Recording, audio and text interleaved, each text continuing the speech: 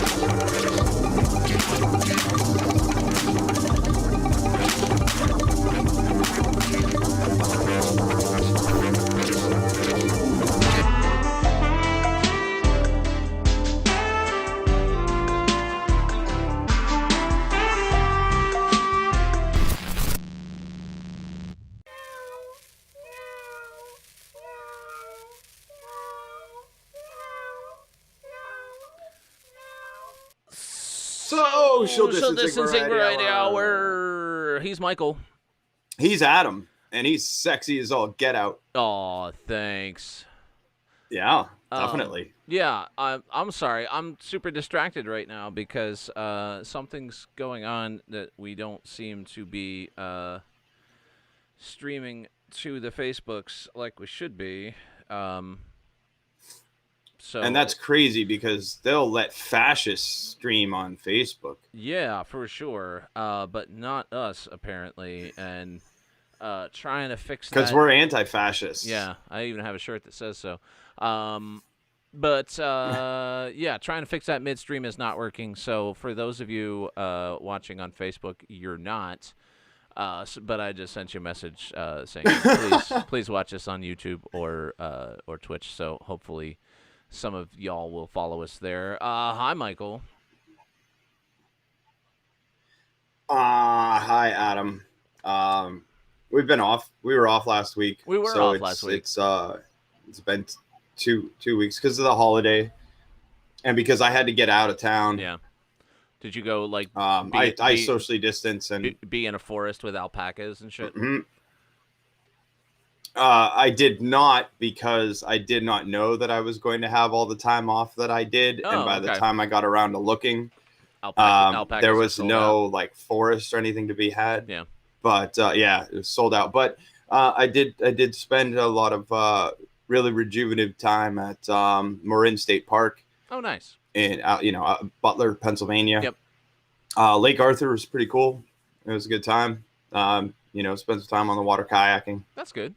Got my head together, and then but it's not. See, like it was awesome at the time. Like the experience is great, the memories are great, but I had 4 days off. Yeah. And like as you know, I went back like 3 weeks into lockout. I mean, a little like 4, but no, it's like 3 weeks after everyone was on lockdown. Yeah. I had to go back for my job. And so 4 days in a row is the longest amount of time that I've had away from work since going back. And I was so able to clear my head and be free and get away from that going back, it was worse having had all that time to rest and recuperate, because my fuse was shorter. My tolerance levels were way down, because I cannot believe this same shit just keeps happening. Just wear your fucking mask, wear it properly, have a little, just a tiny modicum of respect. Should we do a demo on the show for like how other people, for how it's supposed to go? Like, you take the thing, and mine is right here, and like you have a nose that's the sort of protuberance in the middle of your face, and it goes, over. I need to take my headphones off. Yeah. Kind of like that kind of situation. Yeah. Like covering both nose, which is, and your mouth kind of area. Yeah. That's how to do it. Not that one. Not like that. Not like that. I've not seen it yet, but also not like. Not that. Not that. Yeah. Yep. Yeah. It's not, it's not hard. Y'all should try it. And it's if fun. you're. Yeah, no, you need to. It's not a try thing. It's a need thing. It's, for the sake of everyone. I mean, we're at 200,000 confirmed. Yeah. And that there's more. We've heard from medical professionals on this very show that there are more, and it's not going away because our leadership failed us all the way around. Everyone. Yeah. I'm not picking out the executive administration and although but every party all the way around, top to bottom. They've certainly failed us. In a different from the get, in a whole other level than, there's failures that are like, oh, God bless you, you tried, and then there's ones that like, no, you very intentionally gotten this wrong to serve your own purposes, and more and more of that is coming out. There's the new Bob Woodward book and all of that stuff, and we can feel however we want to feel about that, but like, it's any of us who have been paying attention and who have been, watching the administration the way they've been moving. It's like, this is not news to any of us. Like, this is confirmation of patterns of behavior that we've already been observing and recognizing for 6 months. But like, now it's on tape and now it's in a book. Is anybody who hasn't been giving a shit going to suddenly start giving a shit? I wish I could. I wish I could believe that might happen, but like, why at this point? Why would they? And the way that it can be framed, though, like I keep coming back to this because I think about it all the time, because maybe because I studied journalism and I have been paid to put news into print. But the way that we frame these things and the way that the media, frames these issues. When Woodward's book came out, I mean, he had tapes. He has recordings. They play the recordings of him saying it. So he can't be like, show me the tapes, right? But again, right. But they allowed these things to go from, here is definitively the president of the United States saying that he is not going, he's going to downplay the severity of the coronavirus on tape, saying this in February. Yeah. In like his own words. And then instead of that being the thing that's like, that launches everyone, that launches Congress and the Senate and, just to the House of the Senate to just fucking do something, like not give coal companies $166 billion. It's to get people back on lockdown and shut this shit down so that we can catch up with the rest of the world and get over this, so that you don't have to get yelled at by people like me for not wearing a mask if you need to make it personal that way. But the media immediately went and framed it as like what an asshole Bob Woodward is for withholding this information. Sitting on this story and as you've just said, like anyone that's been paying attention knew this from that, from the start. Yeah. But they they undercut the severity of what it is. Here is the president on tape, and then well researched and verified over and over again, because Woodward does kind of, have some veritas as he's got his I wouldn't know why after 50 years of shit. So but immediately undercut, and they've been doing that with everything. Yeah. Like all of the protests that don't even get covered anymore, that are still continuing and have been continuing and have been continuous in so many cities that are going on. And the things that are going on in Portland are still going on in Portland. Things going on in Kenosha are still going on in Kenosha.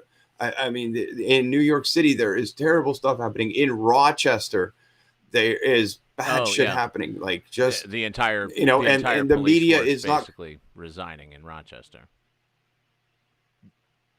Yeah.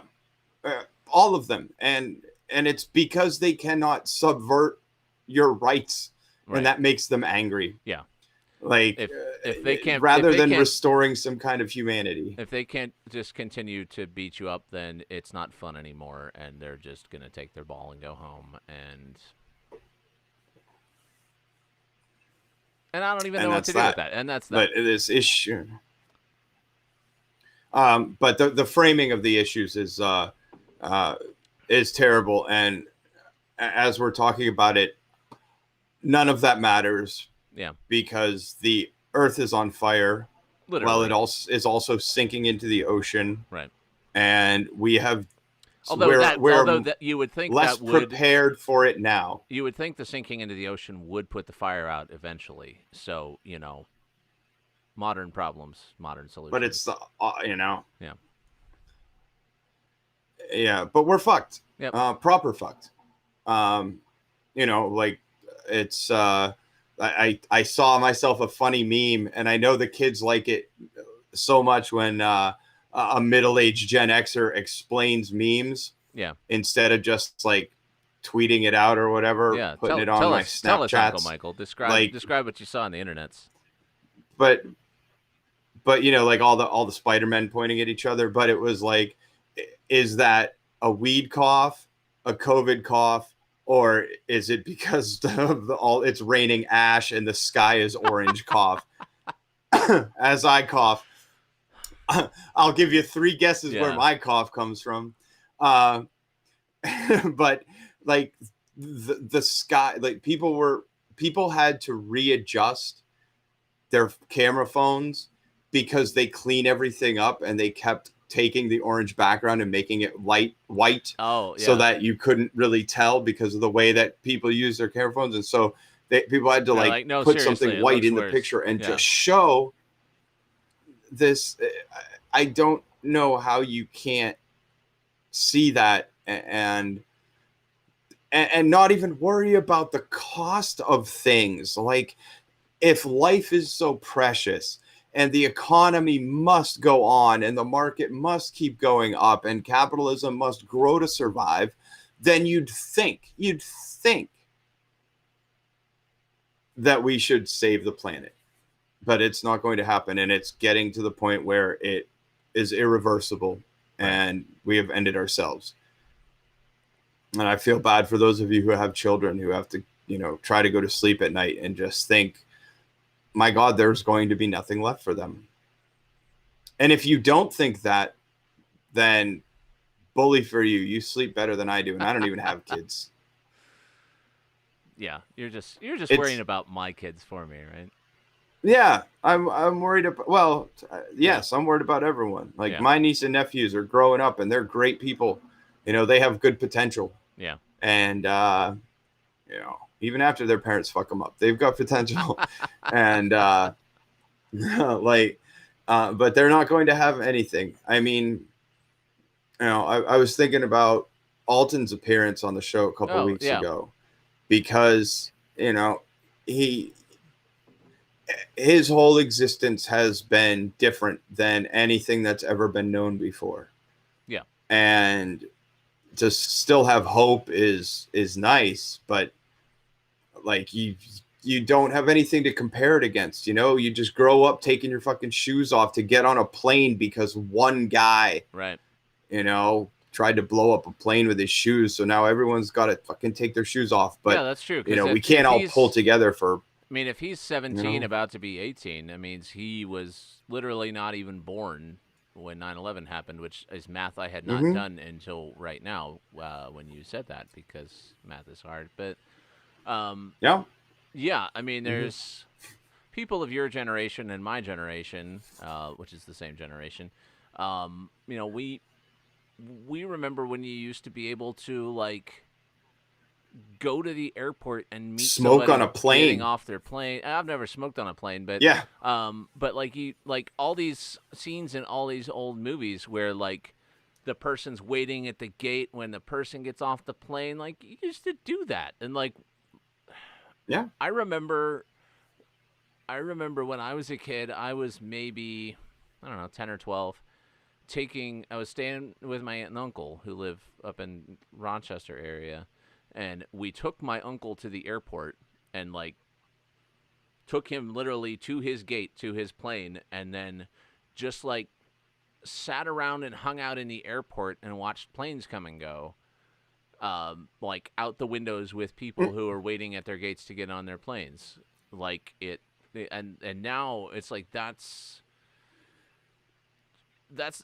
a place you don't go, like for no reason. And yeah, middle-aged white guys telling you stories and there's to be back in the 90s. Yeah.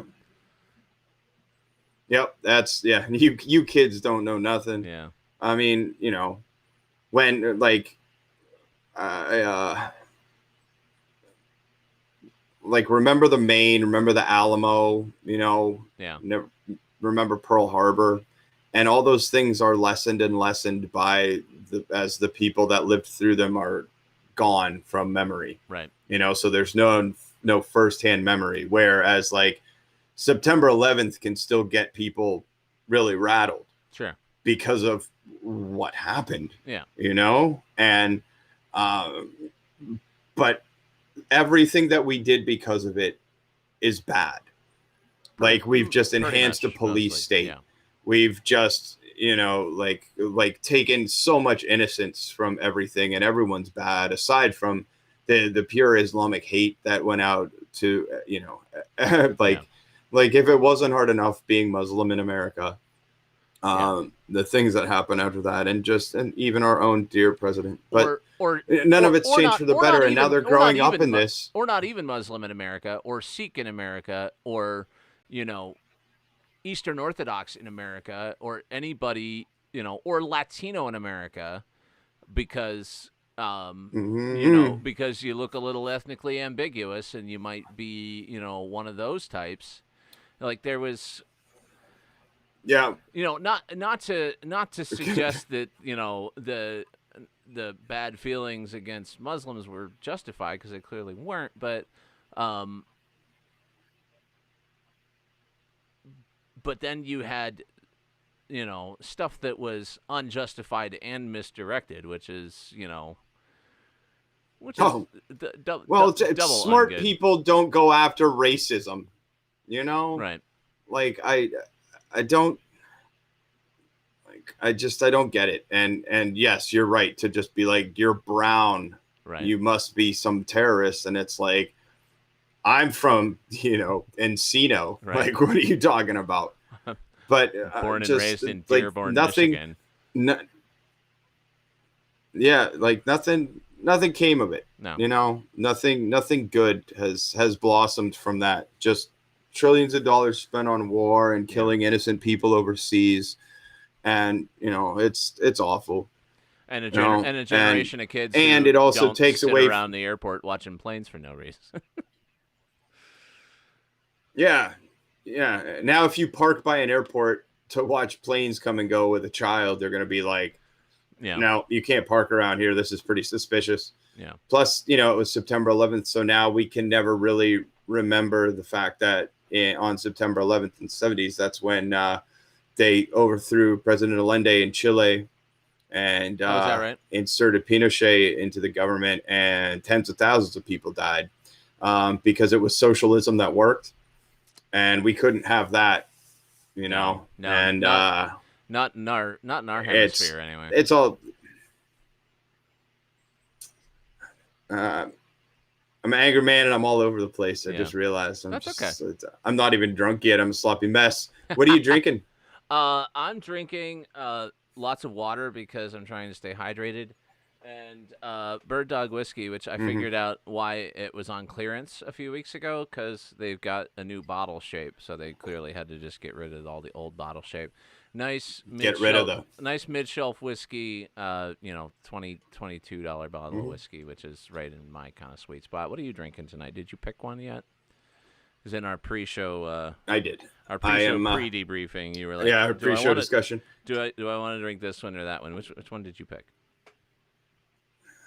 I went with Ancient Wisdom Cabernet Sauvignon. Always go with the Ancient.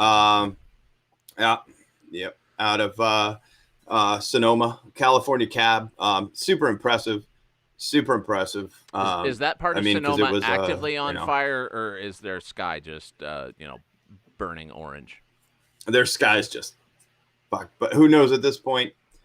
I mean, it's awful. But no, a really like impressive Cabernet, especially for the price. Really delicious. But the reason we were discussing it before is because I was going to get into a Spanish red, but it's like 15%. And so I was like, I don't know if I want to get loopy tonight like that. Oh, right. So you decided to be responsible and go with the 14.2. Yeah. So I was like, I'm going to go with this cab. Oh, it's 14.2. So yeah. So we'll see where I end up later. If this is where our starting point is, and I have not yet begun to fight, you may fire when ready, Gridley. We got a pretty dope show tonight, and I'm super stoked for it. Yeah. Because we got two awesome guests. We got our friend Jasmine Flores, activist, organizer, former city council candidate, organized the big counter protest against the stupid ass Trump boat parade thing that we were lucky enough to have in our little hamlet last weekend. So we will be talking all about that and all about her other activities and all about how much we all love the police. And then our other guest is friend of the program, LeANNA NIERATKO, general manager of Whole Foods Co-op, who has some stories of her own to tell about fun times that she's been having with former members of Erie Police, and what it's like to run a grocery store during a pandemic and all sorts of other fun stuff. And normally we've got... I mean,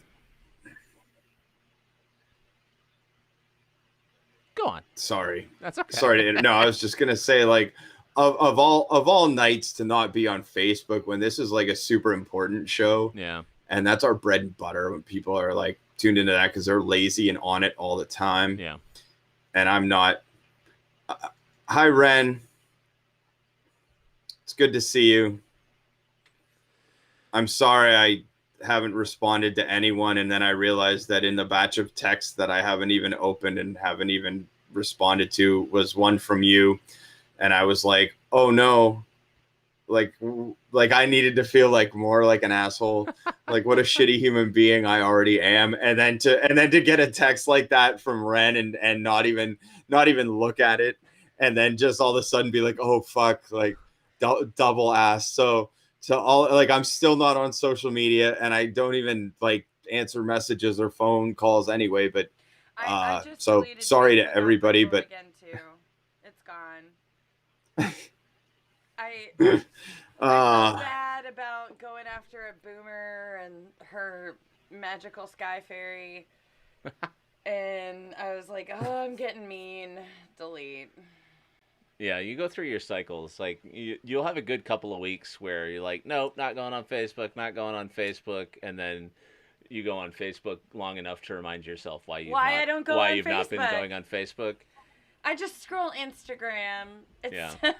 And buy shit from Instagram. Yeah, because Instagram. I'm totally a sucker for Instagram. Yep. Yeah, I bought a bunch of new. It's not here yet because I still look the same. But I bought a bunch of new fancy lights for the studio off a stupid Instagram ad because I felt so seen by this Instagram ad. I'm like, yeah, I need little cool little column LED lights for the studio for $20 a piece from China. Hell yeah, I do. Instagram totally has my number. Hell it yeah. recommends new accounts to us. We just found a new wedding cake place. We did, and It they're was awesome. They're really great. You guys should have them on the show. I would love to have them on the show. They would be great What guests it's for the like show. to start actually. a new business in a pandemic. Yeah. Because of the pandemic. Right. So yeah, that'll be a good good future guest for us for sure. But as I was saying, usually we've got like some sort of narrative sequence of the show that makes sense. Like we want to talk to this guest and then we want to talk to that guest. But they both made an equal amount of sense this week. So I think we're just gonna get them both in here at once and just have like extra round table time with everybody because like everything that's going on with one of them, I want to hear what the other one has to say about. So we're going to take a quick couple minutes and put on a piece of music. And I got a couple cool new pieces of music tonight from alumni of the show, friends of the program. Let's do Johnny Evans and Friends Fresco. of ours. Yeah, let's do Johnny Evans and Fresco first. They got a cool new single with a cool new video. So this is Johnny Evans and Fresco. This is called Somebody Else. Fazed Cookies.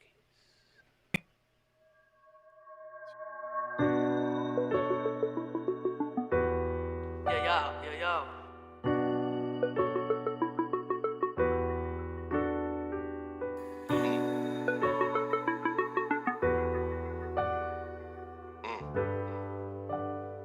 Fresco, Johnny E.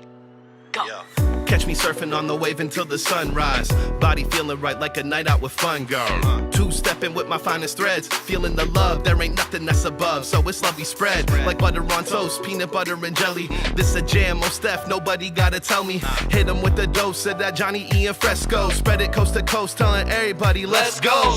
If you looking for a good time, let's all stack a little cheddar and then pair it with a good wine. And we can sip it from the bottle. Tomorrow's never promised, so we keep it honest and we stay up on the throttle. Come on and follow us, it's not limited, it's contagious. And you can start right this second, no matter what your age is. Embrace that feeling and let yourself go. Get in tune with yourself, yo, it's good for your soul, it's so.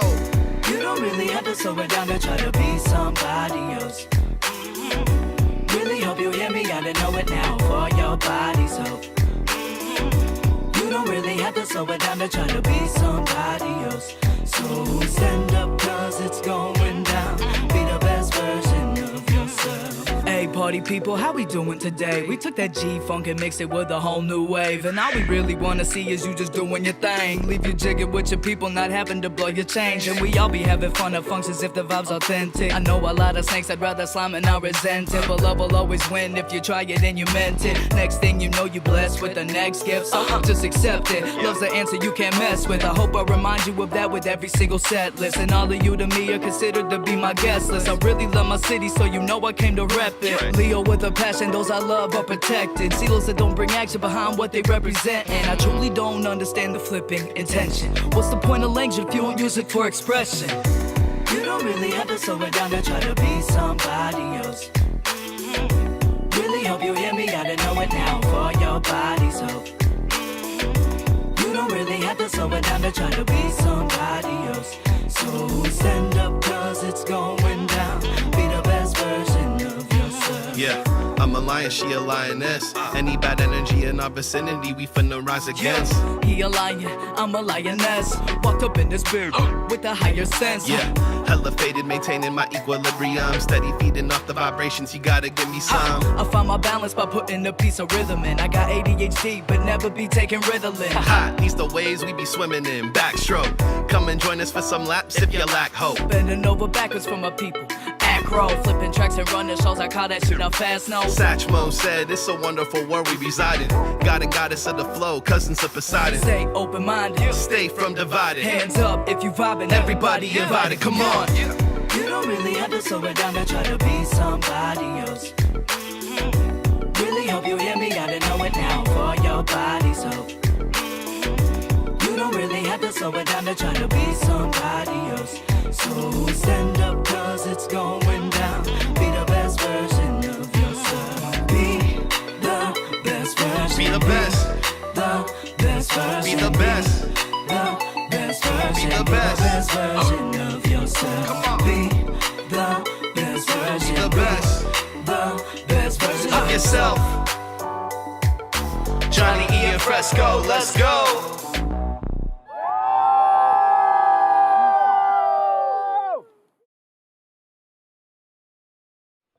We back.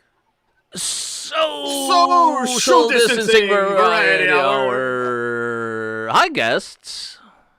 I guess that was Johnny Evans and Fresco. That was and Johnny that was Evans super and dope. Fresco. That was a really great song, but it looked like a really good hype video for Big Brother Big Sister program. It just looked like Johnny's like, come on, Fresco, let's go run around and like let's go pick apples. And like all those shots look like they were in some orchard. He's like, hey, I'm gonna keep you off the streets. We're gonna go pick apples. We're gonna go play basketball Come on together. down, Brandy. But that song is super dope. So but that's just what I was thinking the whole time. Hi right, guys, guests. We got super and cool we're guests jumping in on this. Yeah.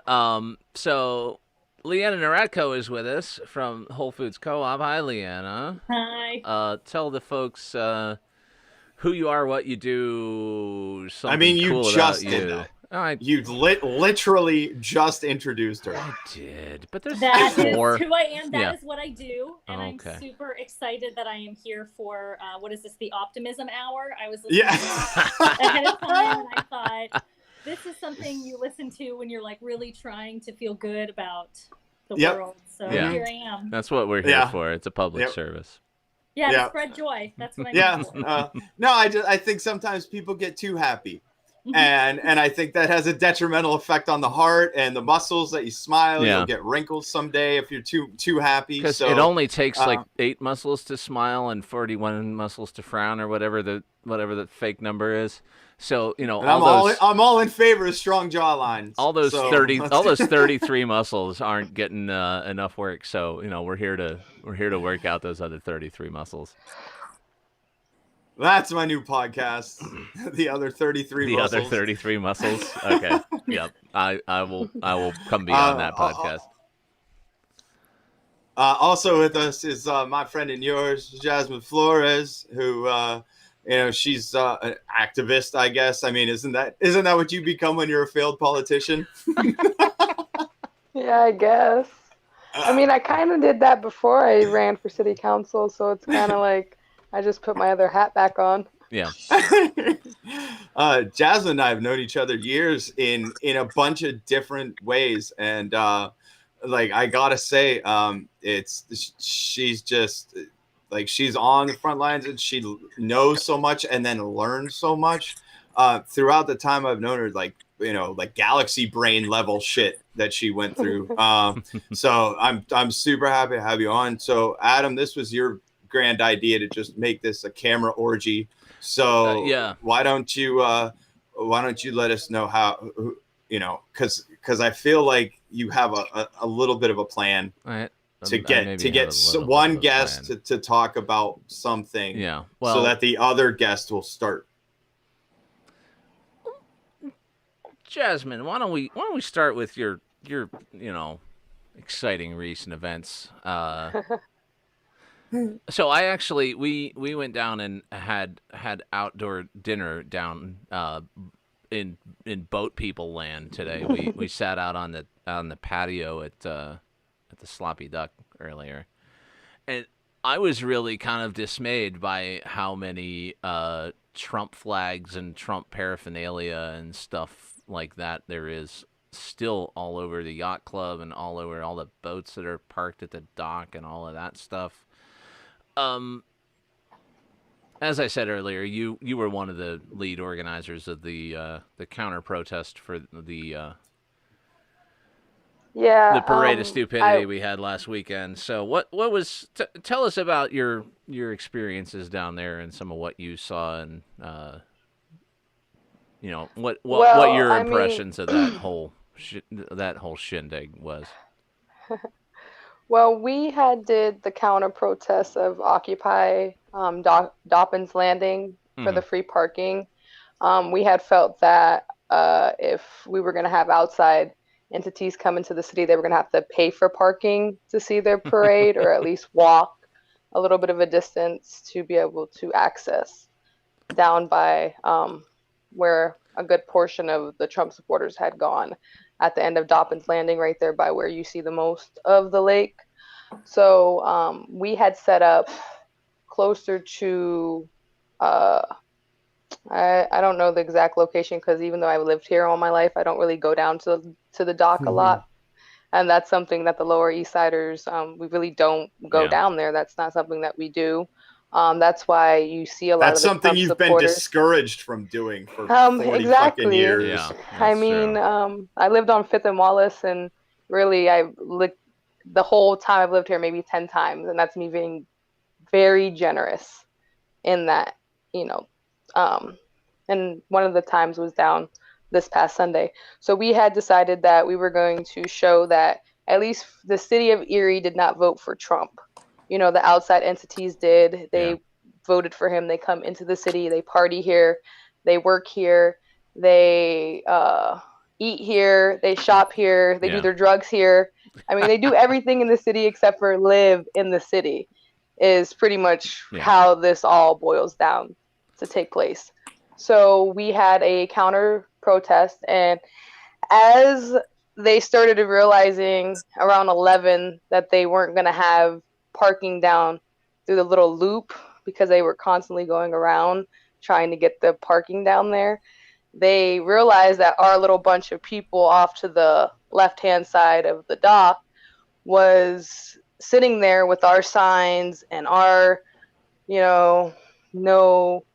I think we had a bunch of defund the police, and we had Black Lives Matter, and we had later on a few Joe Biden supporters came down, and we had some pride flags going, and then we had a big flag of Black Lives Matter that Andre Rosario and my boyfriend David ended up holding. And when they ended up holding, one of the Trump supporters notified the police officer that Andre had a gun on him, which he did have a permit to carry, and he was handcuffed for a brief time before they had even asked if he had a permit. It was just they seen a man of color with a gun, they arrested him. And then off to the side, once they realized he had his permit, they did uncuff him.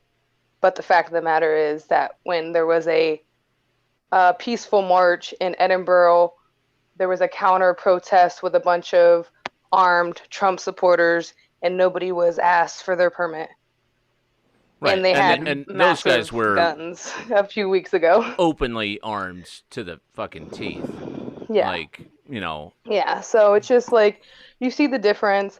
And then we were down when the police arrived, because the Trump supporters were being very hostile, because where we had set up, they had set up at the end of across where the parking was, because there wasn't even room for them, because we were right there on the sidewalk, and then there was the little island the water thing in the middle. Yeah, like the water where you can fish, and there was some fishermen off to farther down by where the Victoria ship was. I guess that's a good estimate. So farther down is where the Trump supporters had gathered, and I originally didn't want to engage them. I felt as though our presence there was going to be noticeable because we were there. You didn't get free parking. Our initiative was successful. You were going to have to walk past us in order to get down to your parade. They were successfully because obviously you felt right. You guys felt welcome enough to come here and assume you were just going to have the free parking. You're just going to see your parade. You're just going to wave your flags all throughout our city when it's 40% minority population. Right. So, we just felt like we wanted to let them know that, you know, you were going to be checked while you were here. And while they were checked, we noticed the police were more on their side, were standing more with them, was more edging the bikers on to rev their engines far louder so that you couldn't hear us chanting or even our drums. So it was just there was a few police officers who were there, and they just, you could honestly say that they don't support the community of Erie, which is something that we've been shining light on. Yeah. So it's just, you know, putting more of a exclamation point on us, saying that, you know, maybe we do need to defund our police, because obviously us paying them the salary that they're getting paid isn't benefiting us. So it was just a wake-up call. And then it was kind of shocking to see a lot of middle-aged white men feel really brave to get loud with females. Oh. So it just makes you realize, like, hey, if police weren't here and other men weren't here, I wonder how many of us you would attempt to backhand.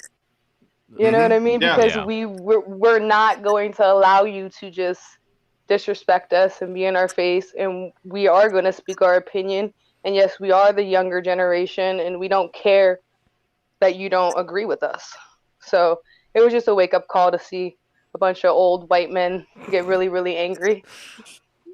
Differently than a bunch of old white men get really angry on this show. You know, it's a whole different, a whole different kind of aesthetic. Well, as we like to tell ourselves, we're a couple of the good ones, Adam. So, you know.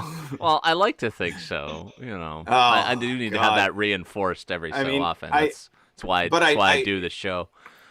I know these people, like these old white men that they're mad that women wear pants. You know, like that kind of mentality, which is trained. It is a thing. It is an indoctrination that has happened in our country it like just like racism. You must be taught these things to not do it, because you know, and the fact that it exists, like it permeates both Adam and I, and we talked about before about how racism was just inherent in our like existence. You know, even though neither one of us is overtly hateful, just the way we were raised and brought up and taught makes, you know, we have these blockages where it's just, this is, you know, how you feel. And you went to Catholic school, and I grew up in small town Western Pennsylvania, and that's enough right there, really. Yeah, but so to say nothing of the sexism that's been going on for millennia, ever since that bitch took a bite of that apple. Like, I mean, that it just, you think about these things on such a whole other level now, and that you just didn't, because it was allowed, you know, it was just allowed and accepted. And now that it's not accepted, now that, you know, you're standing on the dogs telling them no, it's the first time they've ever heard it, and they can't comprehend it. And you know, so it's a wake-up call that they'll never answer. But I hope more people like Adam and myself and others start waking up to that, because it permeates our culture and our society and our police force. And I think, LeANNA, you can pick it up now to, I mean, take it to a whole nother fucking level. Speaking of the police force. Honestly, speaking about sexism, and although I think it's really important to say, too, that older white women definitely find a lot of comfort and safety in perpetuating systems of oppression. They might not recognize it as that, but they're having the same kind of angry fear response. So you actually had said at the open of the show, what is it to run a grocery store during a pandemic? And it's not just a pandemic, it's also civil unrest. And so I am seeing quite a bit of that fear response, and how it kind of manifests as anger for, quite frankly, a certain generation of white people. We're allowed to call them boomers. It's okay. Can I call them boomers? Yeah, you can call them boomers. This is a safe space. You can say the B word. I do try to be diplomatic, and certainly I will say that 10-1 since all this has happened, I've had a number of white boomers reach out and say, this isn't what we want, but there's certainly a trend here. Hashtag not all boomers. Not all boomers. I just want to be diplomatic Yeah. for the nice ones. But I have had some difficult experiences that I had someone eloquently put to me as seeing what it must be like to be Black in Erie, which of course it was not just 2 years ago that we were named the worst city in America for Black people. Right. And we have our sign, our Black Lives Matter sign out. We have 2 of them. And not that it's super uncommon, quite a number of organizations spoke out on behalf of Black Lives Matter. In a lot of cases, it was performative and it was a marketing move. And I think for our community in particular, I think they sensed that they were losing the hold of this kind of like old guard of cooperators that had a bit of a stranglehold on our co-op for a long time. Mm-hmm. And so their fear response has been very intense. And I've had a lot of angry phone calls. And so I did get an angry phone call one morning that started as all the others do, which I do try to listen and hopefully guide them into a better space of thinking that has never once happened. It has never once worked. But just asking clarifying questions. And the guy who called me, the former Erie Police Lieutenant, as I now know him, was really angry anytime I spoke. Like, it was very clear that, you know, he wanted to tell me Black Lives Matter is a terrorist organization. I'm like, okay, well, how do you define a terrorist organization? Let's talk about this, you know? And he really did not like me asking clarifying questions. And so he started getting really frustrated. And the kind of kickoff of the whole series of events, as you now know them, is that he said, "You're not letting me talk. You're not letting me talk. You know what? You should get raped. You should get murdered." And I was like, I should get raped and murdered? And repeated it really loud. And so one part of the story that I don't think has made it, I didn't want to make a big deal out of it and put anyone in an uncomfortable situation, was that there was a lot of staff there that heard me repeat what he said, which of course I also repeated with his name, almost to kind of check him. Like, I see your name on the caller ID. I know who you are.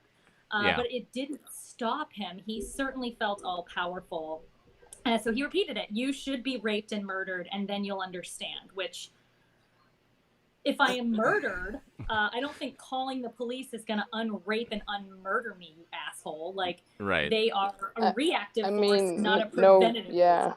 They get there after. Yeah. I'm not going to like, oh my God, the police are here. Yeah. Good. I'm not going to rape nor murder. Like, they're so useless. I've been revived. I've got my magical green Super Mario mushroom, and now I'm back. Hooray. So in case there was any misunderstanding, because the one thing that I am noticing in the way that it's being reported is woman claims, man says, right? He said it to so many people, not the same threat to them, but that I personally should be raped and murdered. He said it to a member of my staff. He said it to Deputy Chief Nolan. And he said it to a friend of his who he had call me and tell me that I should be careful to not say his name because he's watching me. And so welcome to the show. You should check our clip show from a couple of weeks ago because I'm funny as fuck in that. You should also check it out because it goes through all the things that we've been drinking, and obviously you need a fucking drink. Like, what the fuck? Because I've been back and I've dealt with the public, and it has been nothing on that level. I mean, I've had dudes tap their fucking open carry side pieces while they yell at me about wearing a mask and run up on me with their fist cocked. But that's a specifically fucking old white man to a woman thing. Yeah. In the immediacy of that, is it adrenaline, or does this just get to your head where, fuck, like, you know, this person is wishing this upon me? I think I immediately found horror in the fact that he heard a female or feminine sounding voice, and his natural response was that I should learn my lesson to shut my fucking mouth by getting raped. And then murdered. Well, you know what's so weird is that I think he would have said murdered to anyone. Yeah. He said rape to me on purpose. Because you were a woman. Yep. Yes, yeah. He chose to target me in the way that men have been targeting women in times of war and in times of peace since the dawn of time. That's just how they show their dominance. Yes. Like, you know, the ultimate dominance. Yep, to remind me of my place. And I thought, so here I am, a middle-class white woman, and my voice is already running a co-op. Yes. Like running, like in charge, doing the thing. And I'm sure, qualified. The running part, I'm sure. Yeah, right. I'm sure that's probably part of what that a man's stuck not in his throat. Position. Like, you know, not just threatening that he has to, you know, talk to a woman who's daring to challenge him on his beliefs, but that this woman is also in a position of power. Right. Yeah, I didn't have to listen to him. So right. he was, and there was like that whole customer thing too that I think a lot of people are experiencing for the first time of service people saying like, actually, no, I don't have to listen to your shit. Right, the customer's not always right. That is over. I actually think that's going to be a benefit of the pandemic is that the customer, that mentality is gone. Like threaten me with spending your money elsewhere. Bye. Yeah. Go, please. By all means. Yeah. Like, please leave. Yeah. Yeah. Go to Walmart. Go ahead. Smoke them out. But I did just find out today. So I went to city council, as you may know, and I intended because I know that my voice is lifted because of privilege, and I'm aware of that, and I'm aware that people are going to listen to a middle class white mom who has been spoken to this way, the horror, you know. And I know that this cannot be the first time he has reacted this way. It might be the first time he's reacted this way to someone who has this kind of privilege. And so that's why I decided, like, I'm going to say it everywhere and I'm going to be vocal about it because it's a crime. Yeah. And this is his go-to response. So I cannot be the only one that he is treated this way. Yep. And you think about the negative consequences of acceptance when you think about how many times this has happened and how many women haven't been able to speak out. Like I mean, everyone he's a police officer. He was a police officer. That's scary. So if he's yelling that to you over the phone, imagine what happened, because you know police have a great record when it comes to domesticity. It's so sick. Yeah. So what precautions have you had to take for you and the store, not because of his threats, but because of now the backlash of you going public with this? Not that everyone's rallying around you, but now cops don't like it when other cops are called out. Right. And so what do you do? Well, I will say that they are trying to distance themselves from him. I think they could certainly do it better. I think what they're hoping is that everyone will say, well, he retired. That's what everyone's saying. He retired. Oh, that's the way they used to be, and now they're modern, enlightened people down there, and not like the look at their knuckles dragged back to front instead of front to back. It's a different thing, but I think the thing I'm really grateful for is the staff at the co-op is they're in it, and they have dealt with it. And a lot of times I get the things when they rise to a certain level, so they kind of deal with people that are just mildly annoyed and make their little racist comments and storm out. And so it gets to me when it does get heated, but they do get constant little comments. And so just checking in with them, how are you feeling? And it really is resounding that they're like, this is our time to be a community organization, to support the Black community, to say enough is enough. And we're ready to do this. So, and actually we just had, was it yesterday, a guy ripped up the sign and angrily ripped up the sign and threw it in the dumpster. And that's it. It's like their rage is coming from a place of fear. And I get it. There is something to be afraid of. The world is changing. And hopefully those privileges are dismantled. And that is going to suck to look that in the face. So I guess, be scared. Like I tell people all the time, you step in line or run out of time. Yeah. I just,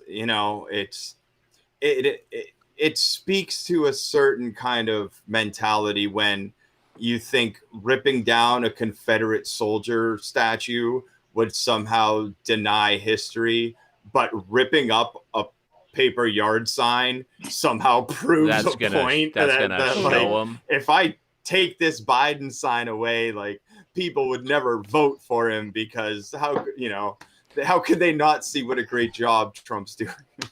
It's just like a childish, petty mentality. That's all I can think of. Jay Brenneman, friend of the program, I saw it posted on Facebook earlier today that apparently every Biden sign on his street disappeared overnight.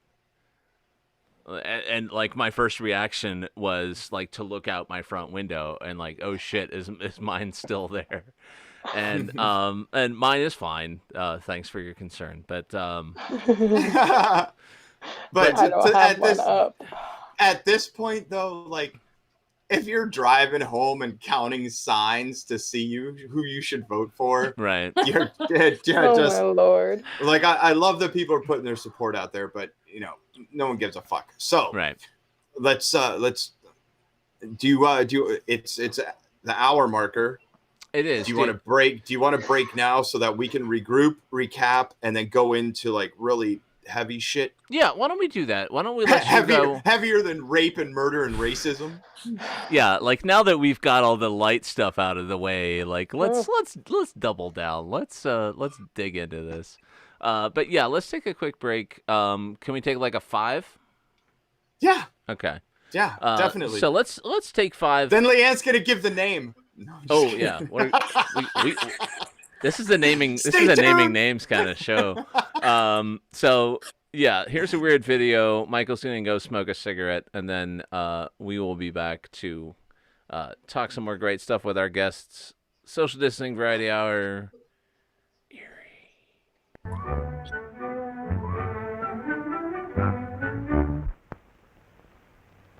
Welcome to the home of cools.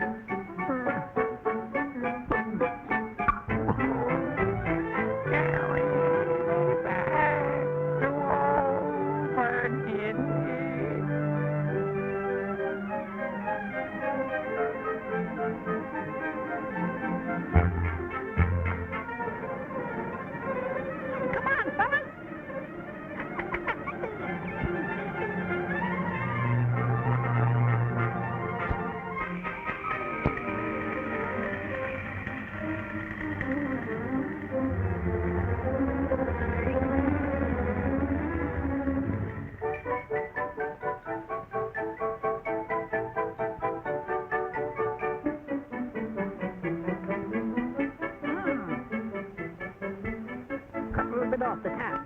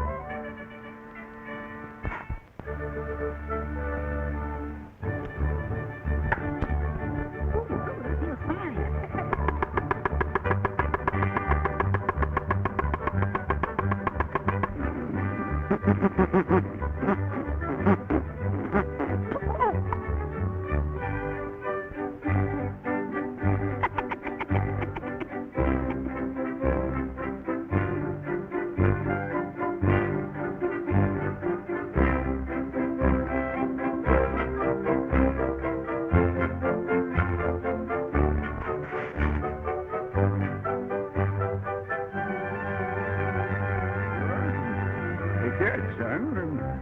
Here's yours.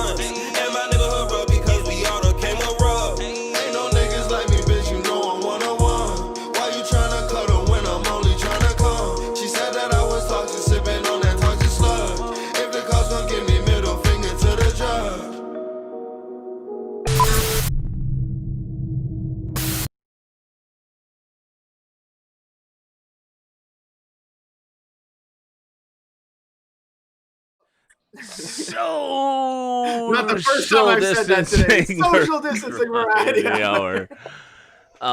Welcome back to Here's the Other 33 Muscles. That was Major Coin. Damn. Aaron Manel, Kenny Bass, good. and their other friend whose name I've already forgotten. That's One of One. That's their new single. Go check that out on all your streaming platforms and all of that stuff. Welcome back, guests. Did you have a good break? we should get the cameos as the white guys in their next video. Oh, I would love to be the white guys in their videos. Hell yeah. Then and Jasmine. Jasmine, you're an activist, so what do you have to? So be what do we do? Again? Right? Yeah. So what do I do? Yeah, but I mean, like what? No, what do we collectively do? what can we collectively do? Yeah. Just get our family and friends registered to vote and at least informed on the local elections.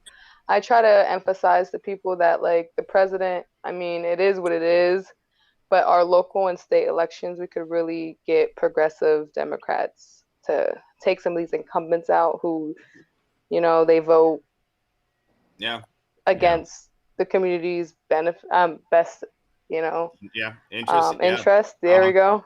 Like so, you're an activist. Name me 3 things Ryan Bizarro's done that have benefited this fucking county. I honestly have no idea. I've seen the same people running our city. I've been here all my life. I lived on the Lower East Side. I went to Piper Burley and Perry.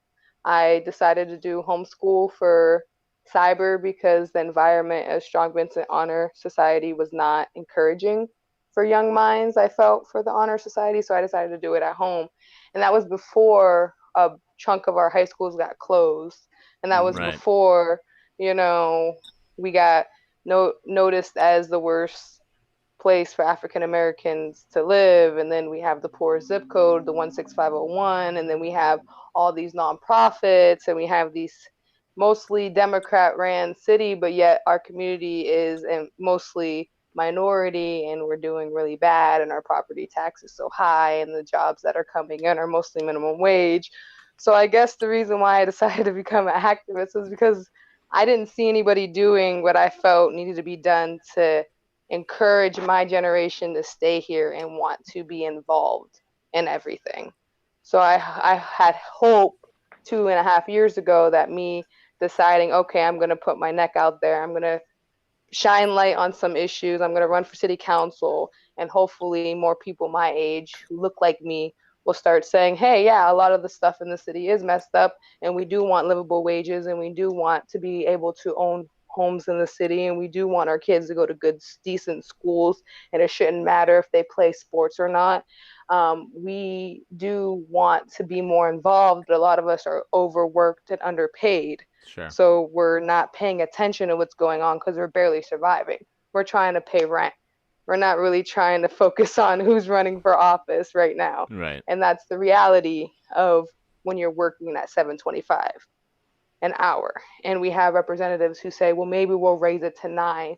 And that's how detached they are from the reality of what it is to live in the city. You can't even pay rent on $7.25 at 40 hours a week. Well, and the people who are saying that don't seem like people who have made $9 an hour anytime in their recent past. It's like, I don't think they even know what it would be like to live at $7.25 for 40 hours. Oh, and not be white. And not be white. There is that. I mean, I don't know that either, but you know, trying. Just they can't comprehend what like whenever they ask rich people what shit costs. And you know, it's like that Arrested Development joke that I can't tell because they will get banned or something. No, you can tell an Arrested Development joke. It's okay. You're but like, what's $1 or what's a banana? How much could the banana cost? Is $10? You know, that kind of bullshit of like Bill Gates. Guess how much his bread costs? You know, that disconnect of like living here and all of these things that we've done to try to improve the city never work. Like, how much have either of you benefited from the convention center? Right? I mean, does the co-op have their monthly meetings down there? No, no one does. No, they've got the same shit going there that used to happen at the Civic Center. And that's the thing is that, like, you know, right now we have a lot of people trying to develop down on the Bayfront, and they want to get tax money and they want to get grants, and they keep emphasizing, you know, pedestrian access and getting the residents access to our water. But yet on the Lower East Side, you have 2 access points to get across. You have State and you have Holland. Holland's not even complete. And right now we have our Bayfront under a lot of view on the development that's about to go down, and yet you guys continue to grab money for grants and say it's pedestrian access, and we don't even talk about what kind of pedestrian access. Like, we have a good portion of our residents on the Lower East Side who are wheelchair bound, who are elderly, who have to go to dialysis but can't get across and have to go all the way around and do all kinds of crazy things. And it's just ridiculous that we have people sitting here planning on what they're going to use this grant fund money for, and at the end of the day, grant money should be used for the community. Right. That's what it should be used for. But no, we have a lot of nonprofits let's who build aren't another paying fucking taxes, roundabout. and it's like crazy. Mm-hmm. Yeah, I mean, like, there's universities in this town that are nothing but real estate hedge funds. Yeah. They do nothing. Everything that they buy is tax free. Everything that they develop is outside of the rules, and it gentrifies the area, and they do not pay property taxes on it. So then it drives up the taxes of the other things because they make improvements. Take a little drive around 6th Street and see how much shit's under construction and how none of that is going to the community. And it's happening with all of them, you know, and nothing's being done. And, you know, it's awful. It's awful what's happened here. It's criminal, and nothing has changed. And I want people to vote. I want people to turn out and vote for progressive candidates, but that's not going to make, I mean, we've been voting so long. I have watched the last 6 election cycles that have just been, they come down to numbers of small populations of small places, and it's unsustainable if you don't do it local. Well, and we should just cut ourselves off and build. I'm going to build a wall on 90 and 79. You can't come in. We're just going to, Erie's a new socialist republic, and I am your king. And that's just the way we're going to do. Oh, it's fucking untenable. We need to fix the city, and it would be so easy. There's so much money, and it's going to these same fucking people. Well, 6 rooms. And this is what I've heard. I've heard from a reliable source that there are 6 rooms in the new Scott Hotel that face the water. 6 rooms in a hotel that face the water, and the rest of them face like empty lots, and then the bayfront. 6 rooms that, you know, just what the fuck? How does that benefit anybody? It's like not having a whole window made, like the whole convention center should be made of glass so you can look at the water. Like, what is this fucking joke? This city's fucking stupid all the time, driven by greed and racism. Well, and you know, we've got a city where, you know, you got political power on the one side, and then you've got the power that comes with money and influence and having a lot of banker and lawyer friends on the other side. And it seems in a lot of ways like the bankers and lawyers and money are dictating the urban planning of Erie more than the people who we're nominally choosing to dictate the direction of Erie. And that's, you know, something that's hopefully going to, you know, be discussed more on the show here in the coming weeks. I'm going to say it now, and it might jeopardize a chance, but it's worth it. But fucking the guy lost the election for being mayor, then got in bed with a private partnership that has made more decisions affecting our fucking city than the mayor has done. And I know the mayor's just a stuffed shirt, but he's cool because he's got a black friend. But fuck him, because he's done nothing. And this guy that lost the election and has subverted democracy, you know, read your fucking Constitution. It's not just the Second Amendment, man. Like, this guy subverted democracy and is fundamentally changing our town, along with the same other fucking rich assholes that have been on every board in this town for 30 plus years. A bunch of fuck them. So that white guy rant over. Let's get some real perspective and understand, because they, like, not only do cops say shitty things to you, retired cops. No, I mean, I'm sure the active cops do too. Faded blue line. Sorry. Apparently, come on, amateur shit. But you run, you know, you help to run an establishment that is essential to the community, but also unique, especially in our community. And we're in the middle of a pandemic. Like how, you know, because of what you guys do, you're providing food to the community. People need that. So is your curbside robust, or is it a lot of people coming in now? Well, it's a lot of people coming in now, and I want to like hinge on the point of really how unique the co-op is. It's Whole Foods in name only, not a Whole Foods market, despite many people who live here for years thinking their co-op membership translates into a Prime membership. Not the same thing. Cooperative economy is really transformative because it's democratic. And so just like with what we want to see with the city, people running for the board at the co-op and getting involved in food politics at the co-op can actually be really transformative. Of course, I'm saying this slightly late because our elections for this year just closed. Their voting is going to be coming up soon, but that's something that I really hope to see people get more involved in too, is because you really have an opportunity to participate in food access in our community.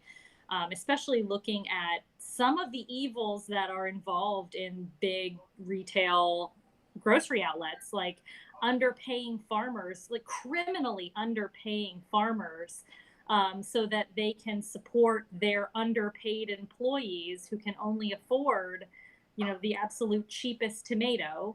And so it's this big vicious cycle in which some person at some corporate office is raking in money while every single other person in the chain is being underpaid. And so co-ops are able to subvert that at least somewhat. I mean, we're still operating in a capitalist society, and we still have to do some of those with consideration to some of those things. But really, we have an opportunity to be a values-based organization, and we're really working on that. So one of the biggest things that has come up for us that we're looking at is food accessibility. So we haven't been able to accept WIC, because there's a lot of lobbying with WIC. And there are a lot of big name corporations that make sure that their products are the only things deemed healthy enough to purchase under WIC.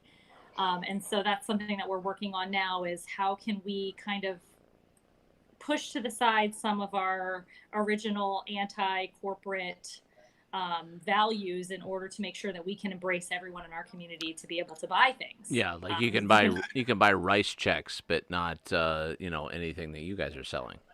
Yes, exactly. So, but all of that requires activism. All of that is lobbying and certain people with enough money making enough of an argument to require whatever to be on WIC. And so now you can only afford WIC, and you can only afford that because you're making minimum wage at this massive box grocer who is also underpaying the farmer that's farming the tomatoes. And it's just like this big, disgusting cycle that, we have a little bit of hope to subvert in our own community, but it definitely gets lost a bit because we're called Whole Foods. Yeah. Do you ever think of rebranding? Do you want to hire some corporate guys to come in and they're like, here's a new sign, and what we really think we want to do with this space is just open it up and square watermelons. If only we had any corporate guys in this town. Fuck it. This town is rife with the shittiest kind of corporate guys. Like it's like they all watch like Wall Street from 1988 and are just like Gordon Gekko, and it's like, but none of the gravitas and none of the surroundings that make that possible. Yeah. It's like, we've all learned that the market is a fallacy. Like, none of the gravitas, all of the hair gel. How's business? Good. I mean, it's a weird thing to. Like, the grocery industry is thriving, and it's because nobody's going anywhere. Yeah, it really is. I think why there has been so many incidents at the co-op too is because for a lot of people it's their only social outlet. Yeah. And they get out and it's their first interaction with someone, and so they're going to their cashier who's just trying to make enough money to pay their rent, and they're like, here's my opinion on masks. Governor Wolf is a dictator. They don't want to talk to you about that. Like, right. Just have you been able to enforce your mask policy? Oh, yes. Yep. And actually, we took a survey of staff just to see, like, how militant do you want us to be? Because some people, they wear it on their chin, or we had one lady that came in with a mesh mask. We had one lady recently who came in with no shoes and no mask. And I thought, well, that's a revolutionary protest. Yeah. You know, I mean, I so thought we were all on board with no shoes, no shirt, no service by now. Ideologically consistent. Honestly, if she took her shirt off, I would have respected her more. Yeah. But No shoes, still no not shirt, allowed. no mask. Still not allowed. But Yeah. bless her heart, she tried. But the staff did say, like, it's going to be a little tense. It's going to be uncomfortable, but let's police it. So we're pretty intense about it. And we did people out pretty early. We had some angry people, wrote some angry letters to the board, as Adam might be aware, as Ren is on our board. Yeah, I've been on some secondhand Zoom calls, and I've heard about some of the complaints about having to be a civilized person in the co-op, and I've got no sympathy. Yeah, so we deal with a lot of that, and so I don't foresee it ending, and so I think that I'm just really grateful for a very hardy staff that is in it every day. Jasmine, what grocery store do you go to? And I don't mean like names, but like how far away do you have to go? Like how out of your area do you have to go to find currently I live in a food desert, so I have to We are going to talk about food deserts. Broad Street, where Larry's, not Larry's, where Erie County SPC, Erie County Farms, and then there's the Walmart. Yeah. I will sometimes go out to Price Right farther on Buffalo Road, and then Aldi's, which is on Buffalo Road out that way. So there's a lot of traveling involved in me going grocery shopping, because there's not one down this way. I mean, there's like a little, there's a Larry's Market, which is like probably the closest thing that I can honestly say, besides like these little bodegas. Like there's an international store. Like there's little stores that have popped up, but for me specifically, because they don't have the food that I need, I don't go there. Larry's is a good alternative though. Does it, like, I've been working with a lot of people around the county in the last few months, and they talk about all these different places because it's all over, and they're like, remember this, when this was here? And it's like, I'm not from here, I live in the city, like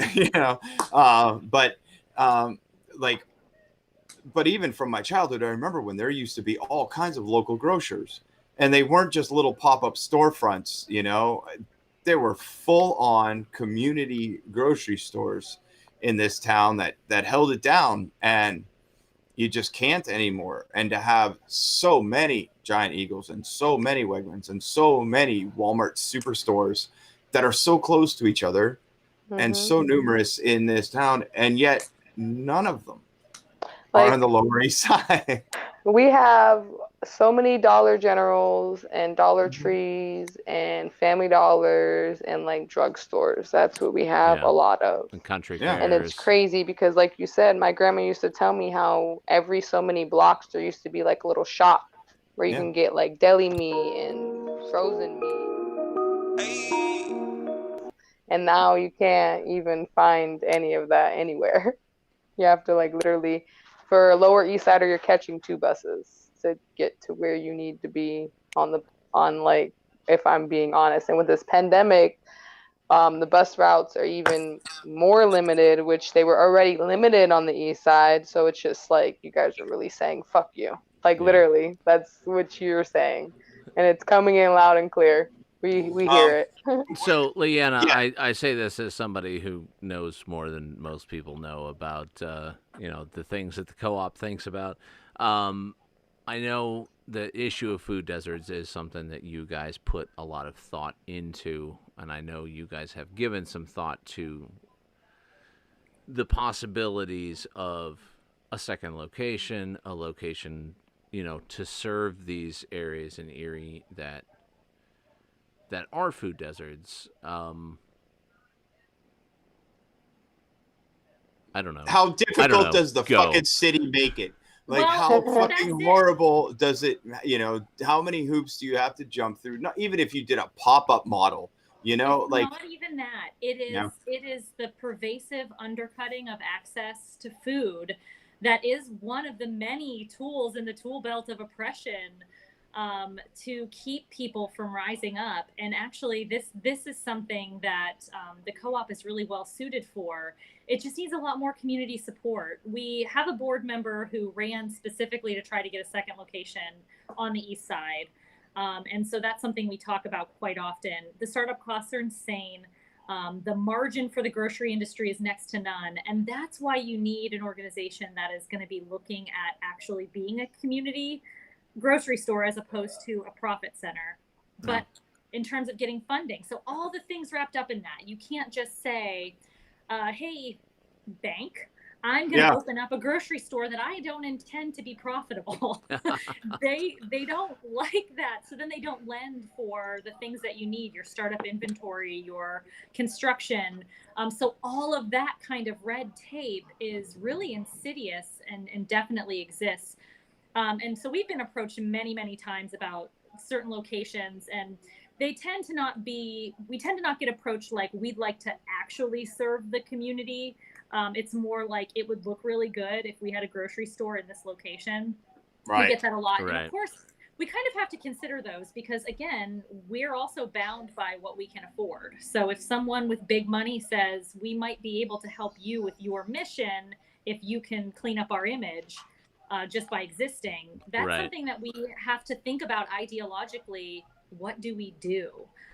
So that's something that's on our plate, even right now, and a really good reason to be engaged at the co-op. It's a democratic organization, and it needs people to be a part of it in order for it to represent our city. Could you imagine having 10 years of tax breaks on property and improvements to a building to run a grocery store to feed people? Like, Jasmine, what is the mental anguish like to have to eat fucking Dollar General and Family Dollar and Dollar Tree and I mean, to have to shop this 10-day-old Hillshire Farm ham and just and it's not even Hillshire Farm, it's one of their subsidiaries that they got a tax break for doing, and it made jobs in Topeka, so it was cool. Just the mentality of that versus there's fucking 5 Giant Eagles and 2 Wegmans that I could make a triangle around, and I live on the west side of the city, It's depressing. It's a eye opener when you see literally single moms with their 2 kids in a wagon going from Family Dollar, and then you can go to other grocery stores where you have on West 12th you have Aldi's and you have Giant Eagle, and it's just boom, boom, boom. And if you have a vehicle, it's easy to get to, but not everybody has a vehicle. Sad. Well, and Erie, for a city, its walkability is really mostly pretty poor, and it's really poorly built for people without cars. Right. And there are neighborhoods there are neighborhoods that are better than others, but overall, we are a car-based city. Yeah, but biking, oh my God, biking and public transportation in this town would change everything for 7 months a year. But it's we trip over our own dick as a city so often, and it's not even that impressive. We do not exploit Presque Isle in a proper way, not only as an environmental steward, but just how it could benefit this entire city all the time.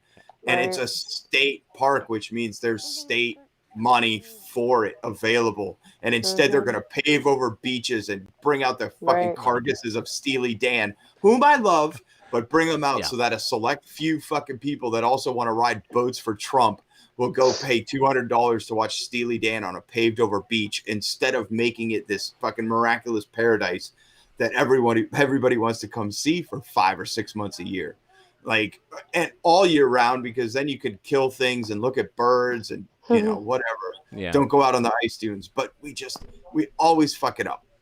We put this bullshit hotels on the bayfront instead of actually building up some kind of profitable fun that would engender the whole community and all the people that come to visit. And every week we have awesome people on from this town. We have awesome people from this town on that are doing things and want things. And yet we watch them just expand these fucking hotels that mean nothing, that have done nothing. They have not changed our city one iota. The Bayfront Connector did not change our city. Everything that they told us it would be is a lie. Everything they told us the convention center would be is a lie. It has not profited us at all. And now the hotels are not for us. Like, who in Erie cannot afford to stay there? Well, I mean, so I want to get you on a bit of a hot take from watching ahead of time before we even got on, which was kind of your adorable white male nostalgia for the past, right? You're talking about we used to be able to watch Planes, you know, but when you were watching Planes, women couldn't have credit cards, guys. Right. You know, let's not. Oh, we're not that old. We're not that old, to be fair. No, we want all of it. We want women to wear pants and have credit cards, and then all of us to also be able to watch Planes, so that a little girl grows up to be a pilot.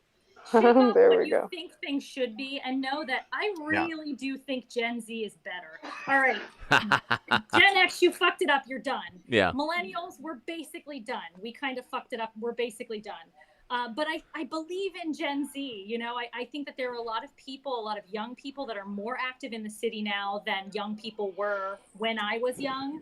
Right. Who I think are really going to make a difference. And I think it is up to us, old people who did fucking ruin it and didn't step up when we should have, to support them and lift them up, instead of just like lamenting that things aren't like they used to be. They're not going to be like they used to be, and they should.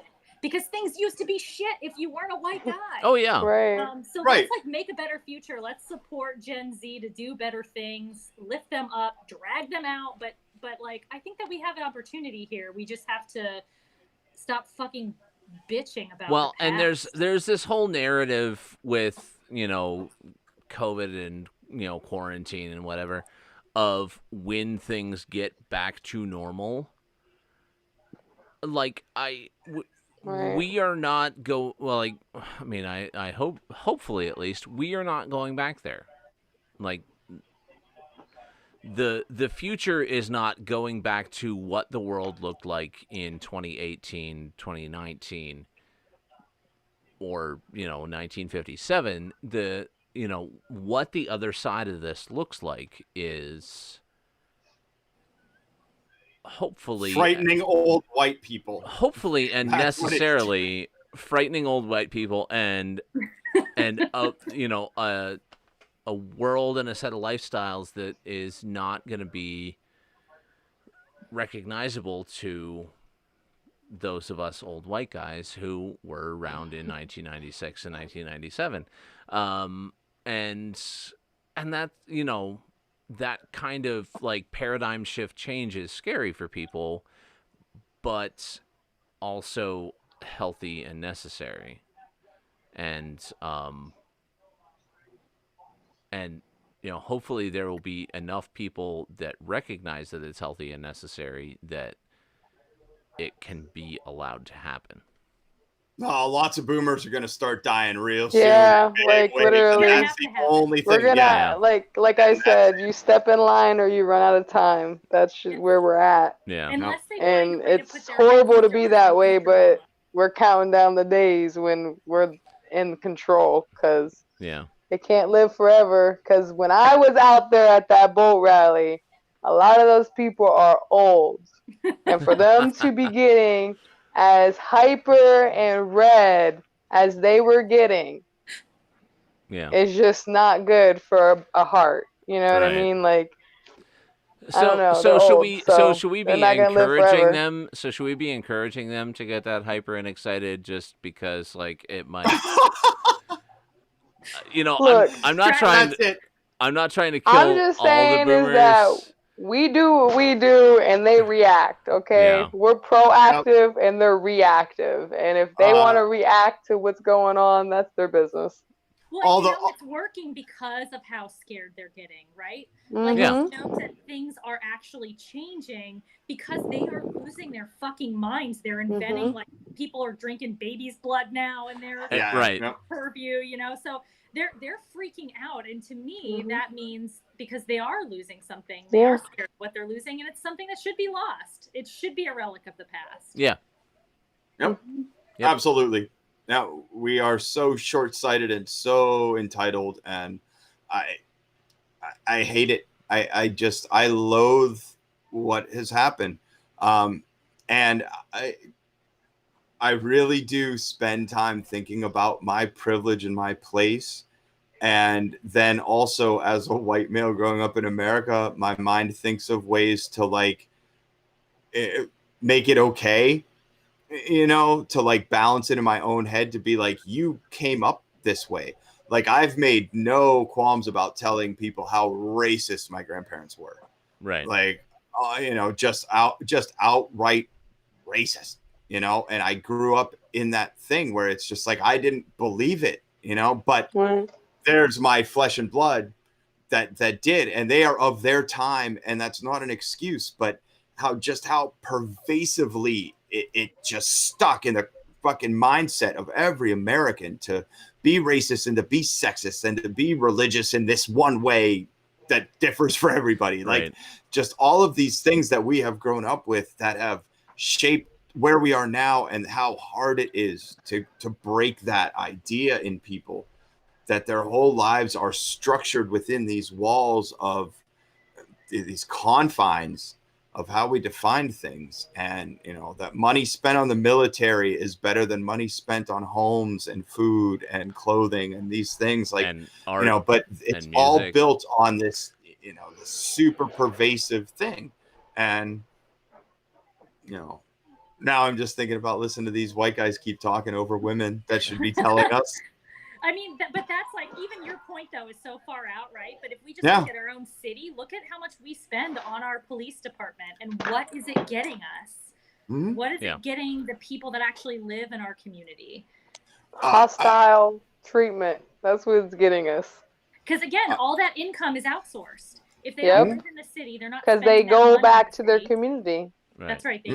They take it to where they're from, and then they come here and terrorize. So they're not even helping the city's tax burden, but yet they take from our taxes. Right.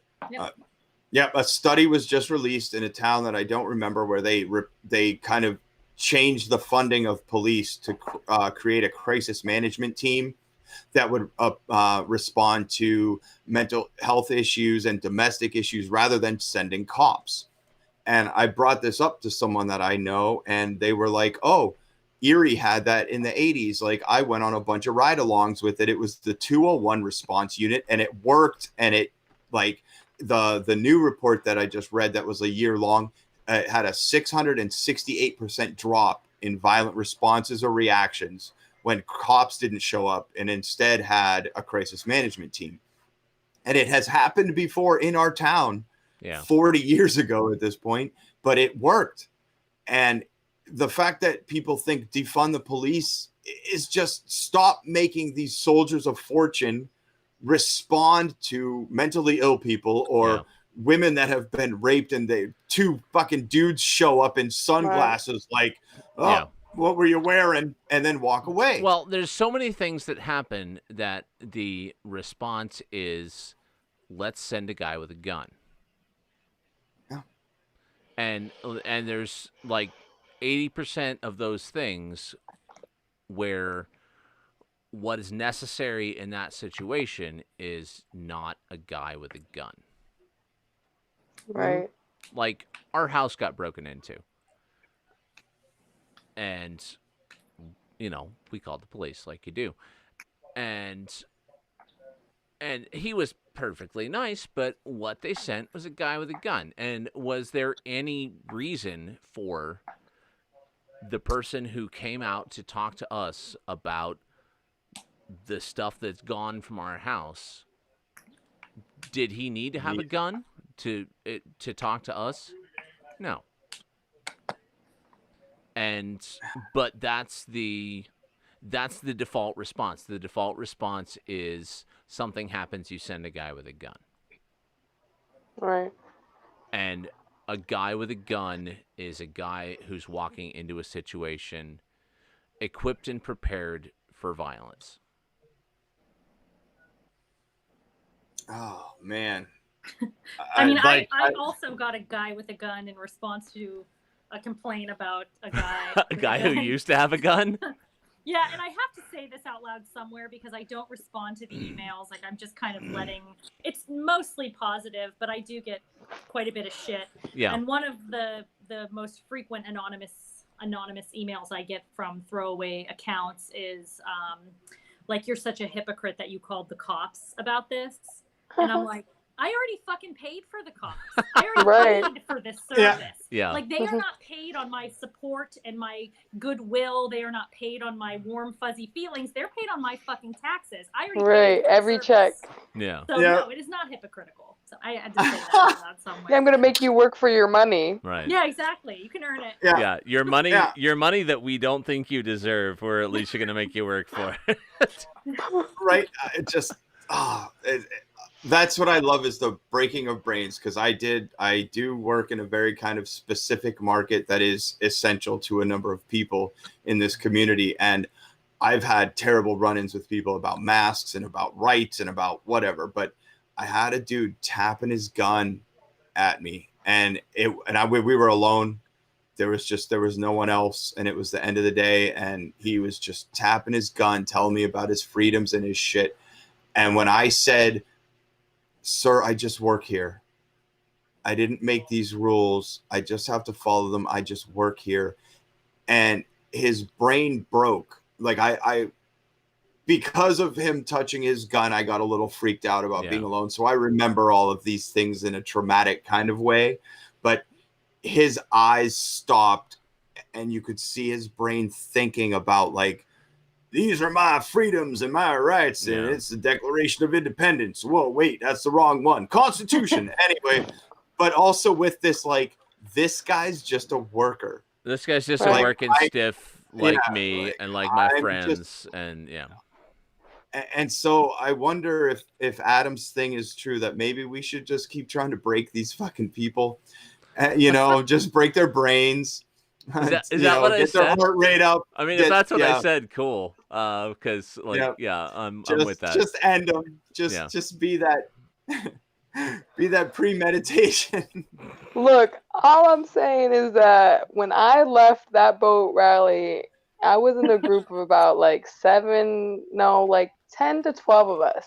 And these old people they had to be 70, 80. Yeah.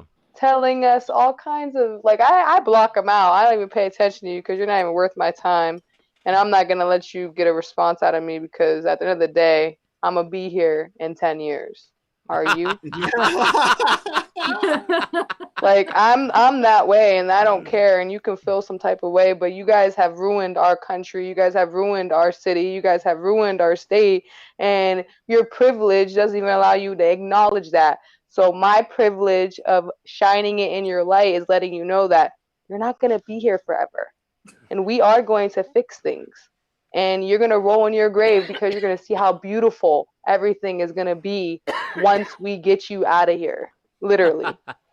That's why they're letting the environment die, so that you can't have good... Right, that's why. Literally, they don't even want to give us a chance. I mean, that is absolutely a racist motive that you're right. Absolutely. That is why the skies will be orange and the air unbreathable, is because that'll be the first time that the minorities can take over and have anything good. Right. Yep. Enjoy your underground bunker. Oh my God. It's fucking horrible. Horrible. So, I don't know. Adam and I like to ask this of women and minorities that appear on the show. So Jasmine, what do we do next?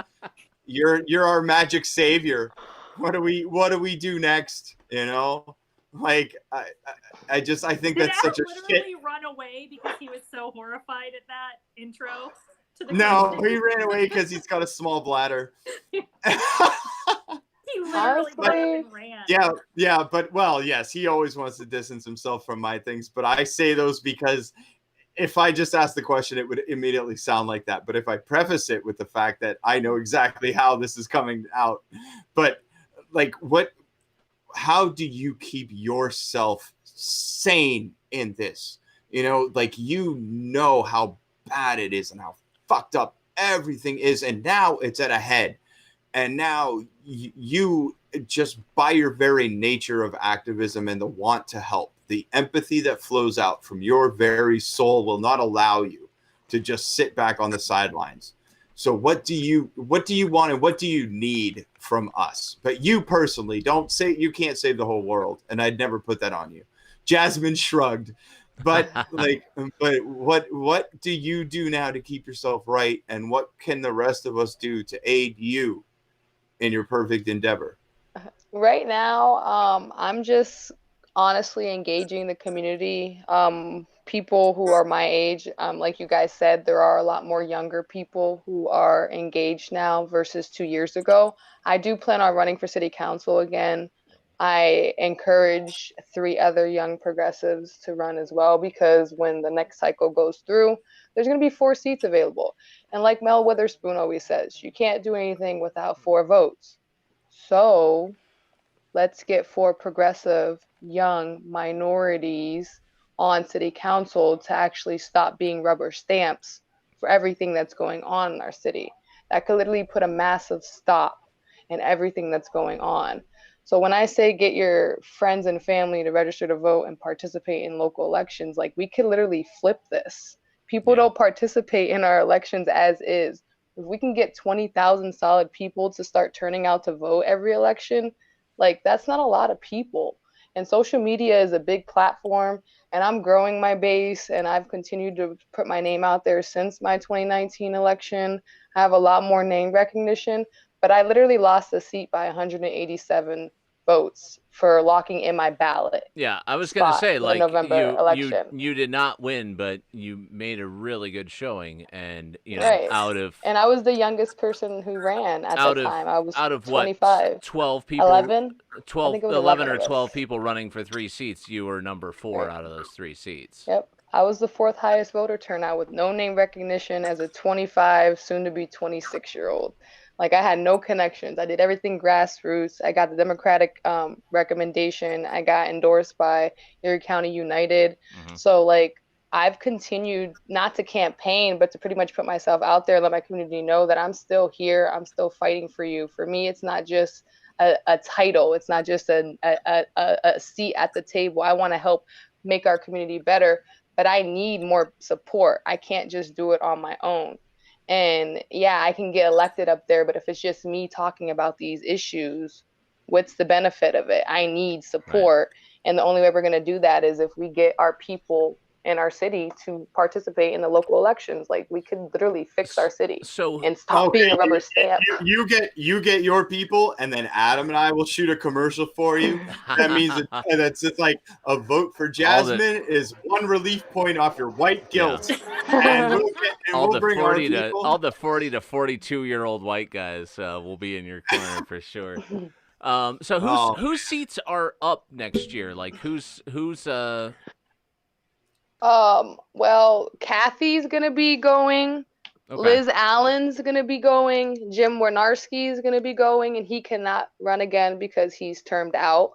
And then Dave Brennan's seat's gonna be going once his appointment process is done.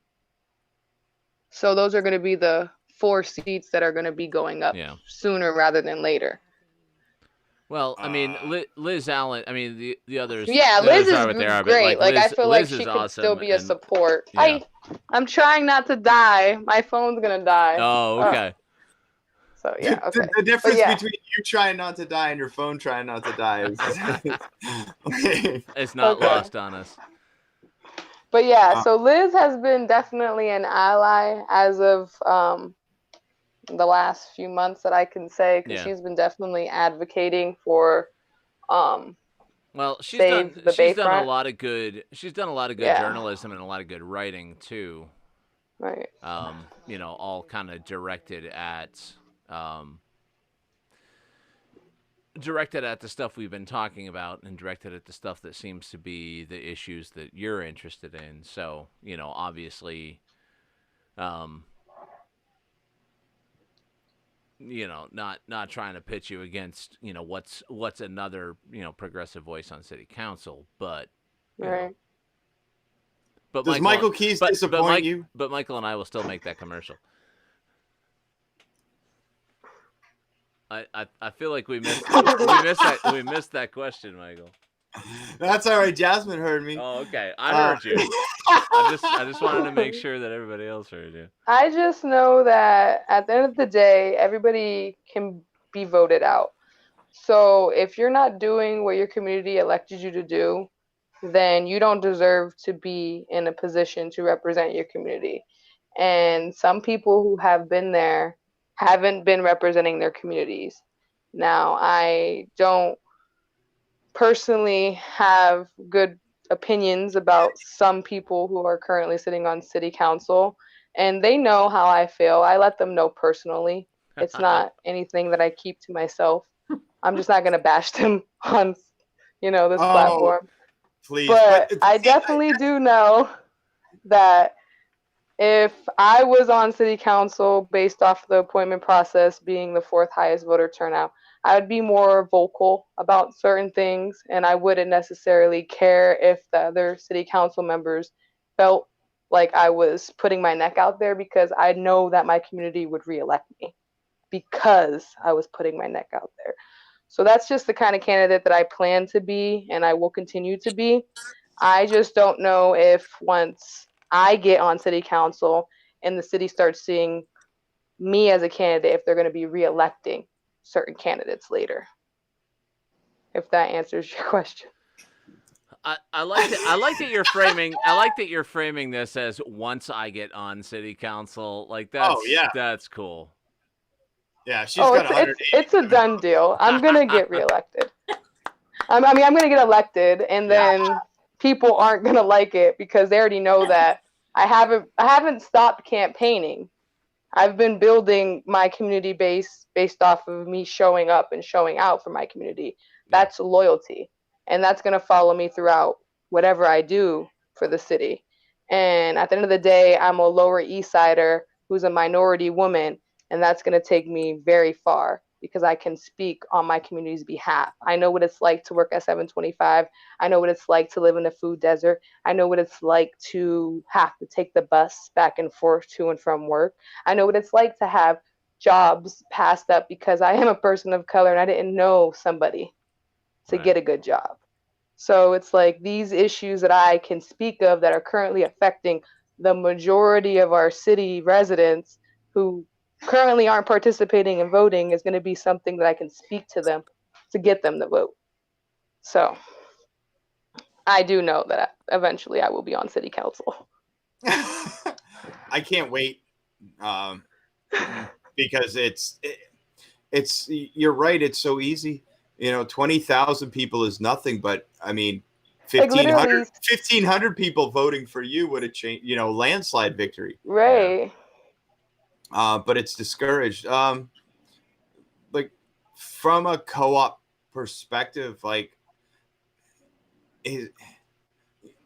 think you're in such a unique position. So tell me different, because because you are a cooperative and because you are a community asset, you get to exist with all this hate from specific groups, but you're such a gem in this necessary thing, and especially now, how do you weigh that, and what do you do to affect change? Does it, because you can't just vote,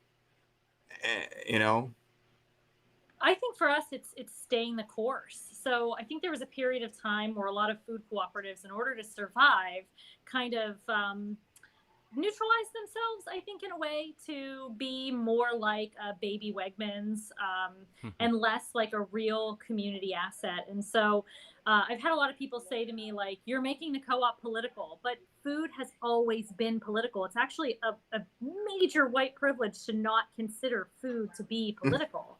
And so I think one of the things that that's going to really benefit our co-op and therefore our community is to just stay the course, and make sure that we're involved in things, and that we stand up for the entire community, even when it's not immediately recognized in profits.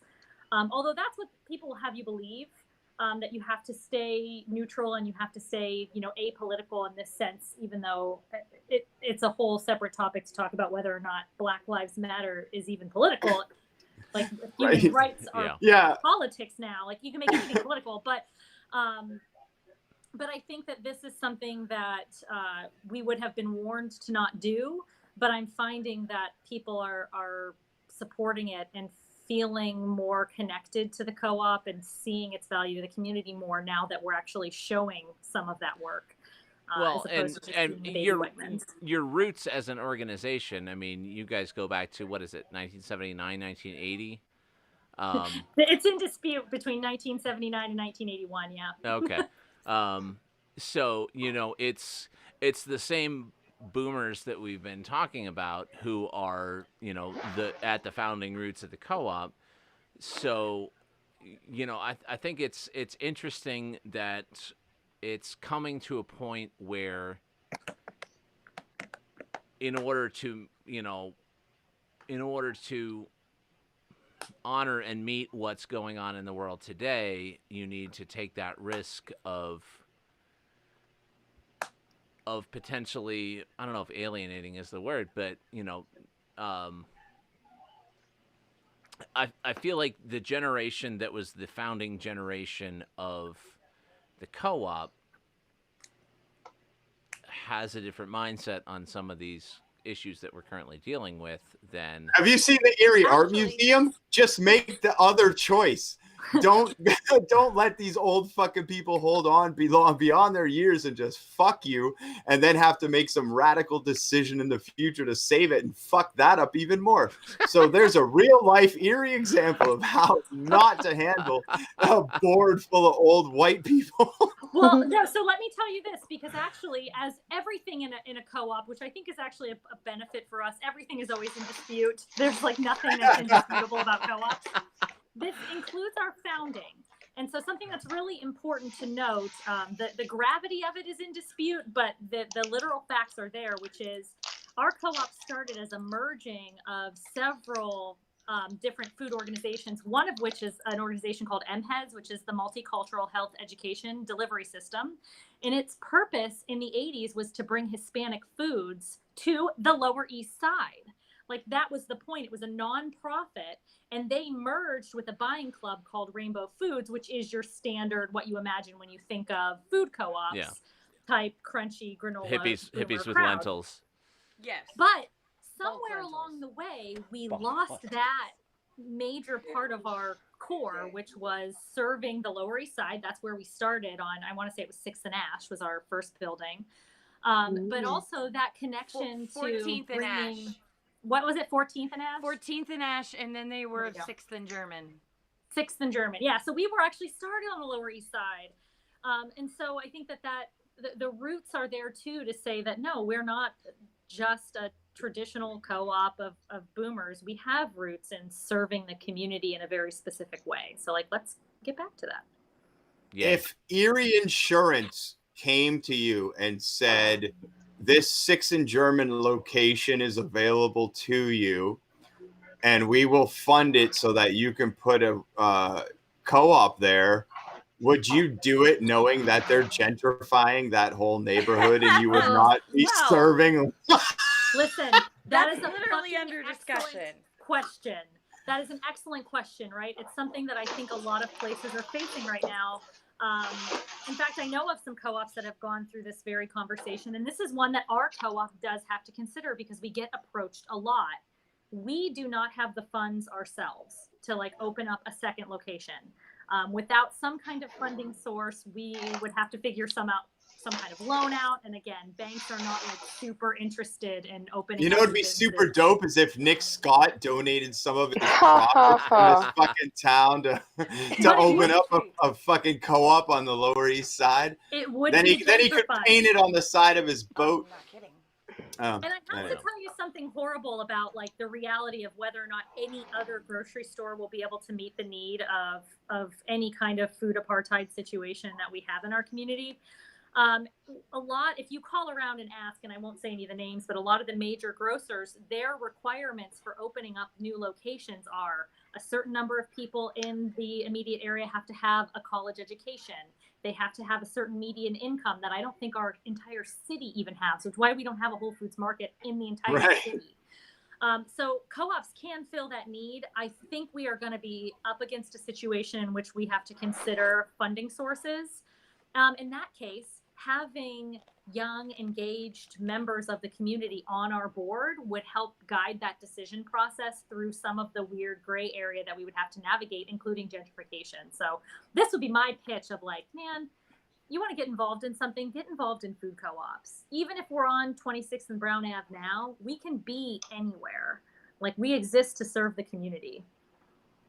Oh, that's awesome. Because I mean, like you wouldn't think about that. And especially with Erie, with its community things, it's always like, we're always here. But like fucking Walmart hasn't been around for 20 years. And how many different fucking empty buildings are getting tax breaks to fill some fucking shitty community project that they put all the bad workers at.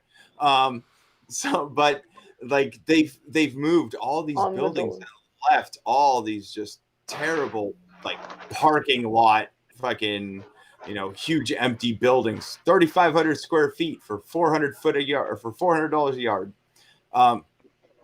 But you can move anywhere and it would change everything. Yep. It's like initial startup funding will be a challenge. Gentrifying will be a challenge. And so that's why, we need young progressive people on our board to help guide those decisions and make sure that we serve the community. Do you own your building or is it leased? We do. No, we own it. Yeah. So why move in this town if you own something? Well, because we exist to serve the town, right? Yeah. Like our purpose is not to bring in some giant net income. In fact, I'm the highest paid employee. There's no other CFO or CEO anywhere that's raking in tons of money. I live in the city. My money is spent in the city. And that's really the highest overhead for the entire cooperative organization. So we can pick up and move. If they raise the minimum wage to $15 an hour, would that ruin the profits of your store? No, because we're not really profit driven. I mean, I'm totally happy breaking even. So right now we're moving our starting wage to 12 in October. So entry level wage is 12 in October. Right now it's technically 10, but there's a $2 differential. So they're already at 12. Right. So we've already been moving that direction. And I think that it is part of doing business. It is something that major corporations are going to use to reduce their labor force, maintain that entry-level $15 an hour worker in their local locations and have their bigwig executives making boatloads of money elsewhere and continue to squeeze margins by underpaying farmers. That stuff is all going to still happen. But I still believe that co-ops maybe won't be as fancy as those places and have all the amenities, but we can still survive, not turn a profit, but we can at least exist and still pay $15 an hour at some point. I really enjoy that there's some hope and some feeling of progress to be made, and that, once the boomers die off, then there'll be 3 locations of co-ops to serve you, and Jasmine will be on her 5th term on city council. I'm not good. No, I'll probably do 1 to 2 terms max on city council before I move on. I would love, because I talk about this all the time when I talk about politicians and how they want to make a name for themselves, how Lou Tullio did more for this town than anyone else, and they took his name off the convention center so fast and threw up a company's name. But I would love for someday that the Erie Insurance Arena becomes the Jasmine Flores Civic Center. I mean, for like 10 years, and then people would forget about you and put some white guy's name on it again. But that'll be the until Papa John's Center. Yeah. Oh, God, no. Right, we always take everything that's good down and start over. Yeah. Chick-fil-A Absolutely. Center. Is this it? It is now because I called it. Yeah, I think you called it. Yeah. Jasmine, like I continue to be impressed by your growth. Like you have a focus and you have a platform, but you have the brain and the soul to do it. And I am super proud to know you. And I wish you nothing but success and to keep going, because you are necessary to the very fiber of our city and what it could be. And, you know, there is no weight on your shoulders other than that you put there, but you are the future. And I am so happy that you are engaged in this. It's awesome. Like the co-op is a thing. I know so many dirty musicians that got jobs at the co-op to sustain their musical dreams. And I think that in itself is one of the things when you can support talent by giving them shitty fucking jobs cooking. Tapper. Whole Foods Co-op. Taking the starving out of starving artists. Justin Tapper. I mean letting them do their shitty jobs, not you providing shitty jobs. Justin Tapper started the food truck. I know. Don't say that. Now he's gonna have a big head next week. God damn it. It's no. They do shitty jobs. You allow these artists to do shitty jobs in a great place that fosters their art. Look, the shit that you endure. Shout out to Jess Royer, by the way, new front-end manager at the co-op. Yeah. Jess Royer. Yeah. Like she needed us to tell people that. Anyway, I'm always looking for an excuse. I was just about to, like, fuck cops and fuck retired cops too. But to have that shit said to you because you provide a necessity to the community is abhorrent in any degree, in any time frame. And, I'm appreciative that you've got a staff and a board and a community to stand behind you. And that's because of who you are and what you do. But holy fuck, like, I don't know, if anyone understands the changes needed, then it's you. And I hope more people become engaged and realize that democracy doesn't start or end with a vote, because that can be subverted, but your action and your participation in the community makes all the difference. And there are two strong women on our show tonight trying to make us feel less guilty about how we live our lives by being fantastic so that Adam and I can just get drunk and ramble on. Yep. But I mean, thank you so much for being with us. I appreciate you both. And you can come back anytime, and anytime you need us to do anything, like make a commercial to drive out that older white vote, we'll do it. That shit shouldn't happen to anybody. And please come back again and again to update us on all this shit, because it has to stay. Because it's not like some hedge fund in New York that runs our newspaper, or a bunch of fucking conglomerates of channels that run our news stations are gonna fucking cover shit forever, especially when they're paying for the fucking advertising. So please come by and do this. Jasmine, you're beautiful and I love you. I really am so happy that you do what you do. So keep doing it and keep growing. This is the future of our community because it's present right now. And so as soon as a bunch of old people that Adam and I have played golf with die, you guys are in charge. It's a matter of time, guys. Have a good night. Good night. Bye. Thank you. Well, let's play a piece of music, and then Michael, why don't you and I come back and say goodnight to the people. Thank you guys for being with us. LeANNA, Jasmine, we love you guys. This is Sergey. The 33 muscles. Good night. Bye. Do you ever find yourself wondering how the fucking shit works? Like all the shit in the whole fucking universe, how does it work? Now it's clear there's a bunch of fucking shit going on. A bunch of fucking shit is on fire, a bunch of other shit is underwater, there's a bunch of fucking shit going down, and a bunch of it is fucked up as shit. Sometimes people are even fucking up each other's shit, and that shit is fucked up. And the question of what to do about that shit is deeply related to the question of how the fuck it works in the first place. It's a topic of significant debate and complex historical development. But if you do sometimes ask what the fuck to do about shit, and if that question leads you to the greater question of the origin of all the fucking shit ever and what its ultimate essence and purpose is, you wouldn't be the first to ask. You see, people have been wondering how the fuck shit works since before there was fuck, shit, or any other words. The function of which were to give names to objects and find a latent order in the sprawling chaoticness. Oh shit, it's fire. It's bright at night. Look, I don't know where it came from, but now I can cook.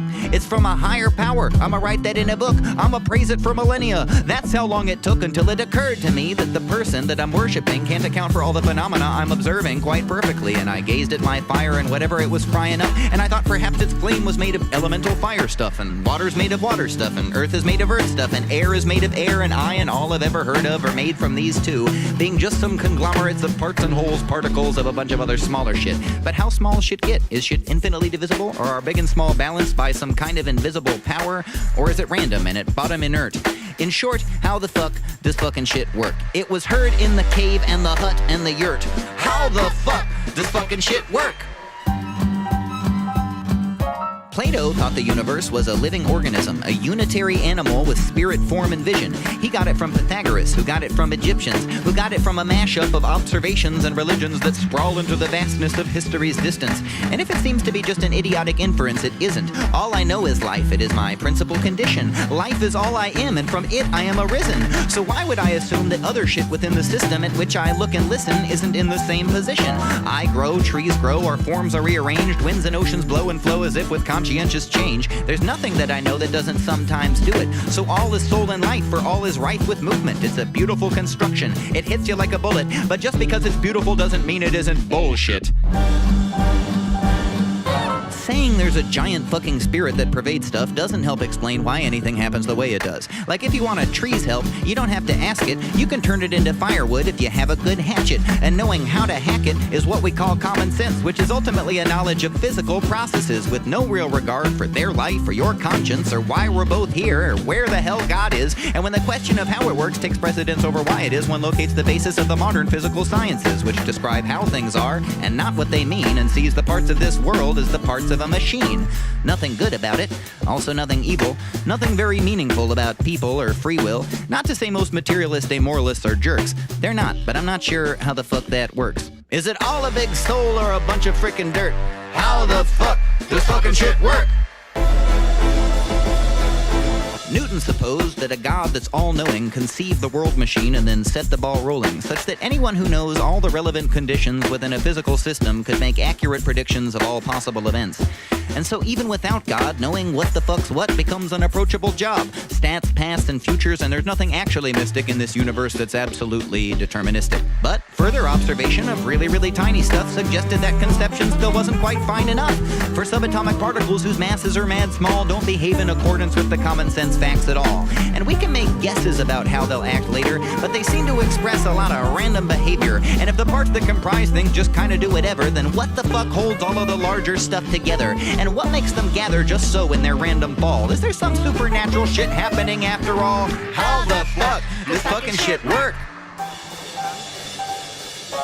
Now what we have is intellectual unrest, the inevitable result of knowing Dick Bupkis, wondering not just what, but even if stuff is, and when we hear an answer, fearing to trust it. And we're back once more to our former condition, but with much less faith and less fucks given, whether anyone can answer the old inquisition of what the fuck's happening and is anyone listening. And next to the question what the nature of matter is the question of just what's at stake when we're asking it. Is the universe for our use or are we its tools? The answers are opaque and the askers are fools. Is the earth other than us, self-balancing steadily? Or is she our mother and we're fucking her edibly? And is it just in reference to us that she's precious? And which comes first, the physics or the ethics? I hope you didn't think that I would tell you what the answer is. I'll probably forget that I was asking it after this. The fact is I'm alive.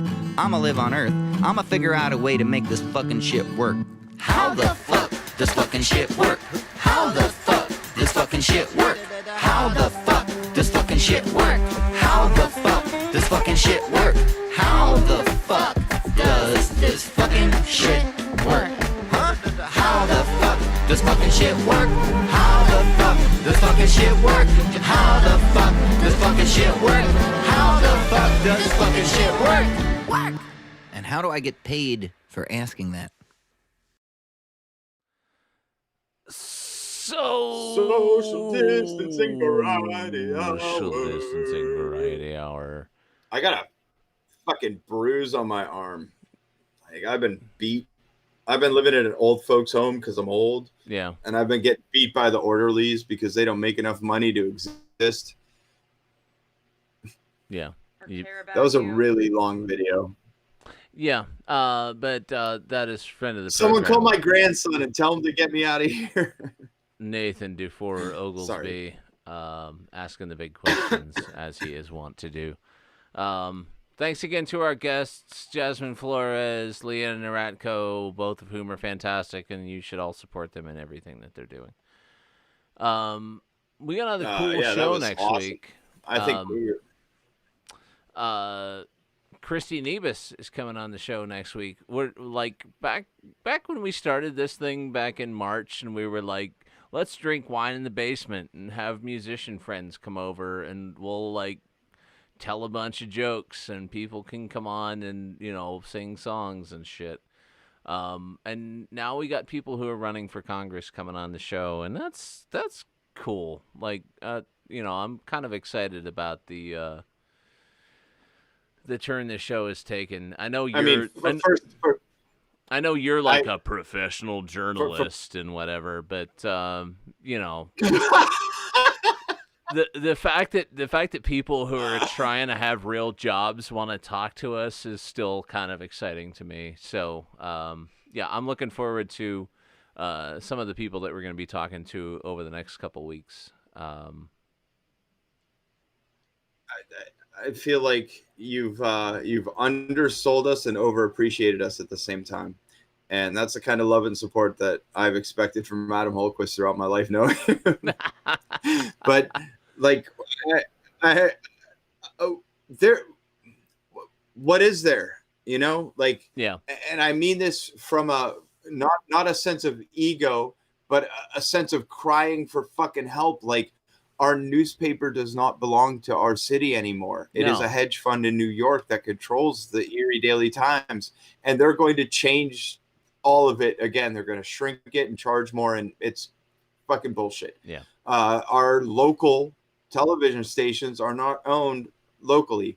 There's another publication in town that relies on the benefit or the benefactor of a casino to maintain any kind of thing, and they're suspect as far as their journalistic integrity goes. That's just because you don't. That's just because you don't. They don't let you write for them anymore. No, it's because they're shit. That's why I don't write for them anymore. Okay. They're corrupt. They're Showcase Junior, baby. Yeah. They're Showcase Junior without Dave Richards. Yeah, fuck that shit. I don't give a fuck if I don't write for them. Yeah, I know. Like, I love a lot of people. Well, I love a few people that work for them. A number of people. And I'm cool with that, but they're not changing minds. They're not making waves. Yeah. They're fucking cutting shit in so that the casino buys their back page every week. Fuck them. They don't care. They don't care about you. They could have been a contender. That's the disappointment. That's why I'm like this, is because they could have been a contender with or without me. Take me out of the equation, but they could have been a contender, and they could have made change, and they didn't. I want to start a publication. On this show, I want to start a new segment every week. Here, this solves all kinds of problems because we're always looking for guests. Every week, we're gonna have someone from the past 8-10 years that was in the 40 under 40 on Erie Reader and ask them how the fuck they changed this town. That's what we can do. Every week, we'll have whatever guests we want. And then we'll have a 40 under 40 from Erie Reader and see how they changed the world. Because fuck them, they didn't. So it means nothing. So they don't care. They have changed nothing. Nothing has happened. They are empty. They want to be Jan Wenner after Rolling Stone was famous. Fuck them. What? I said, are you saying that Adam I'm sorry. has done nothing?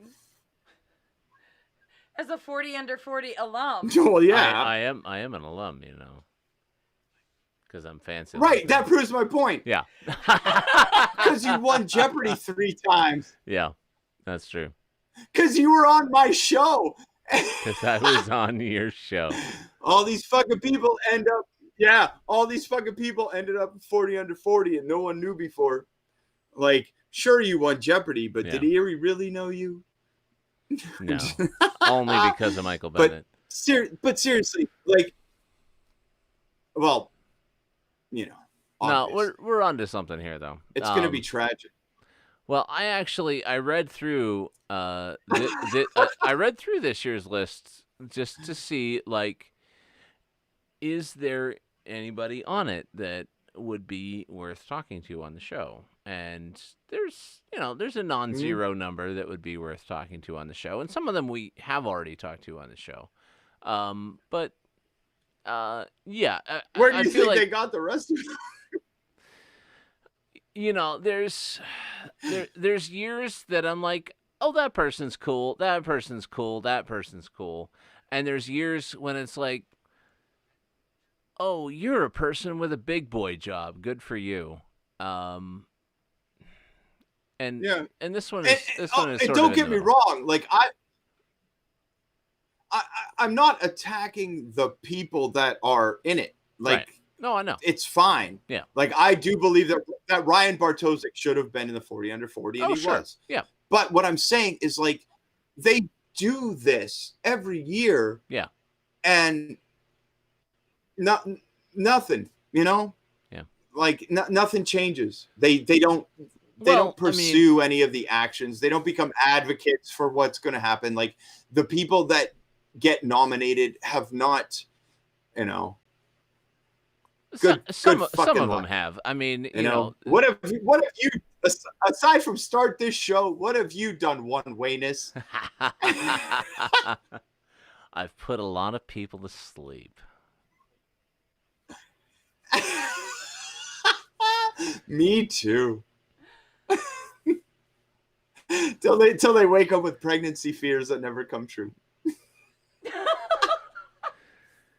Good night, moon. Good night, stars. Yeah. Good night. Good night, gorilla. Good night, gorilla. Wow, let's edit that out of the Facebook video. We'll be back next week. We'll be back next week with Christine Nevis. Take care of yourselves. Baby. Wash your hands. Campaign manager saw this show. No, she doesn't have a campaign manager. Wear your manager. fucking mask and wear it correctly. Yeah, over both that's the nose right. and that's the the joke. Yeah. Good night, guys. Love you. Really? Bye. We love you.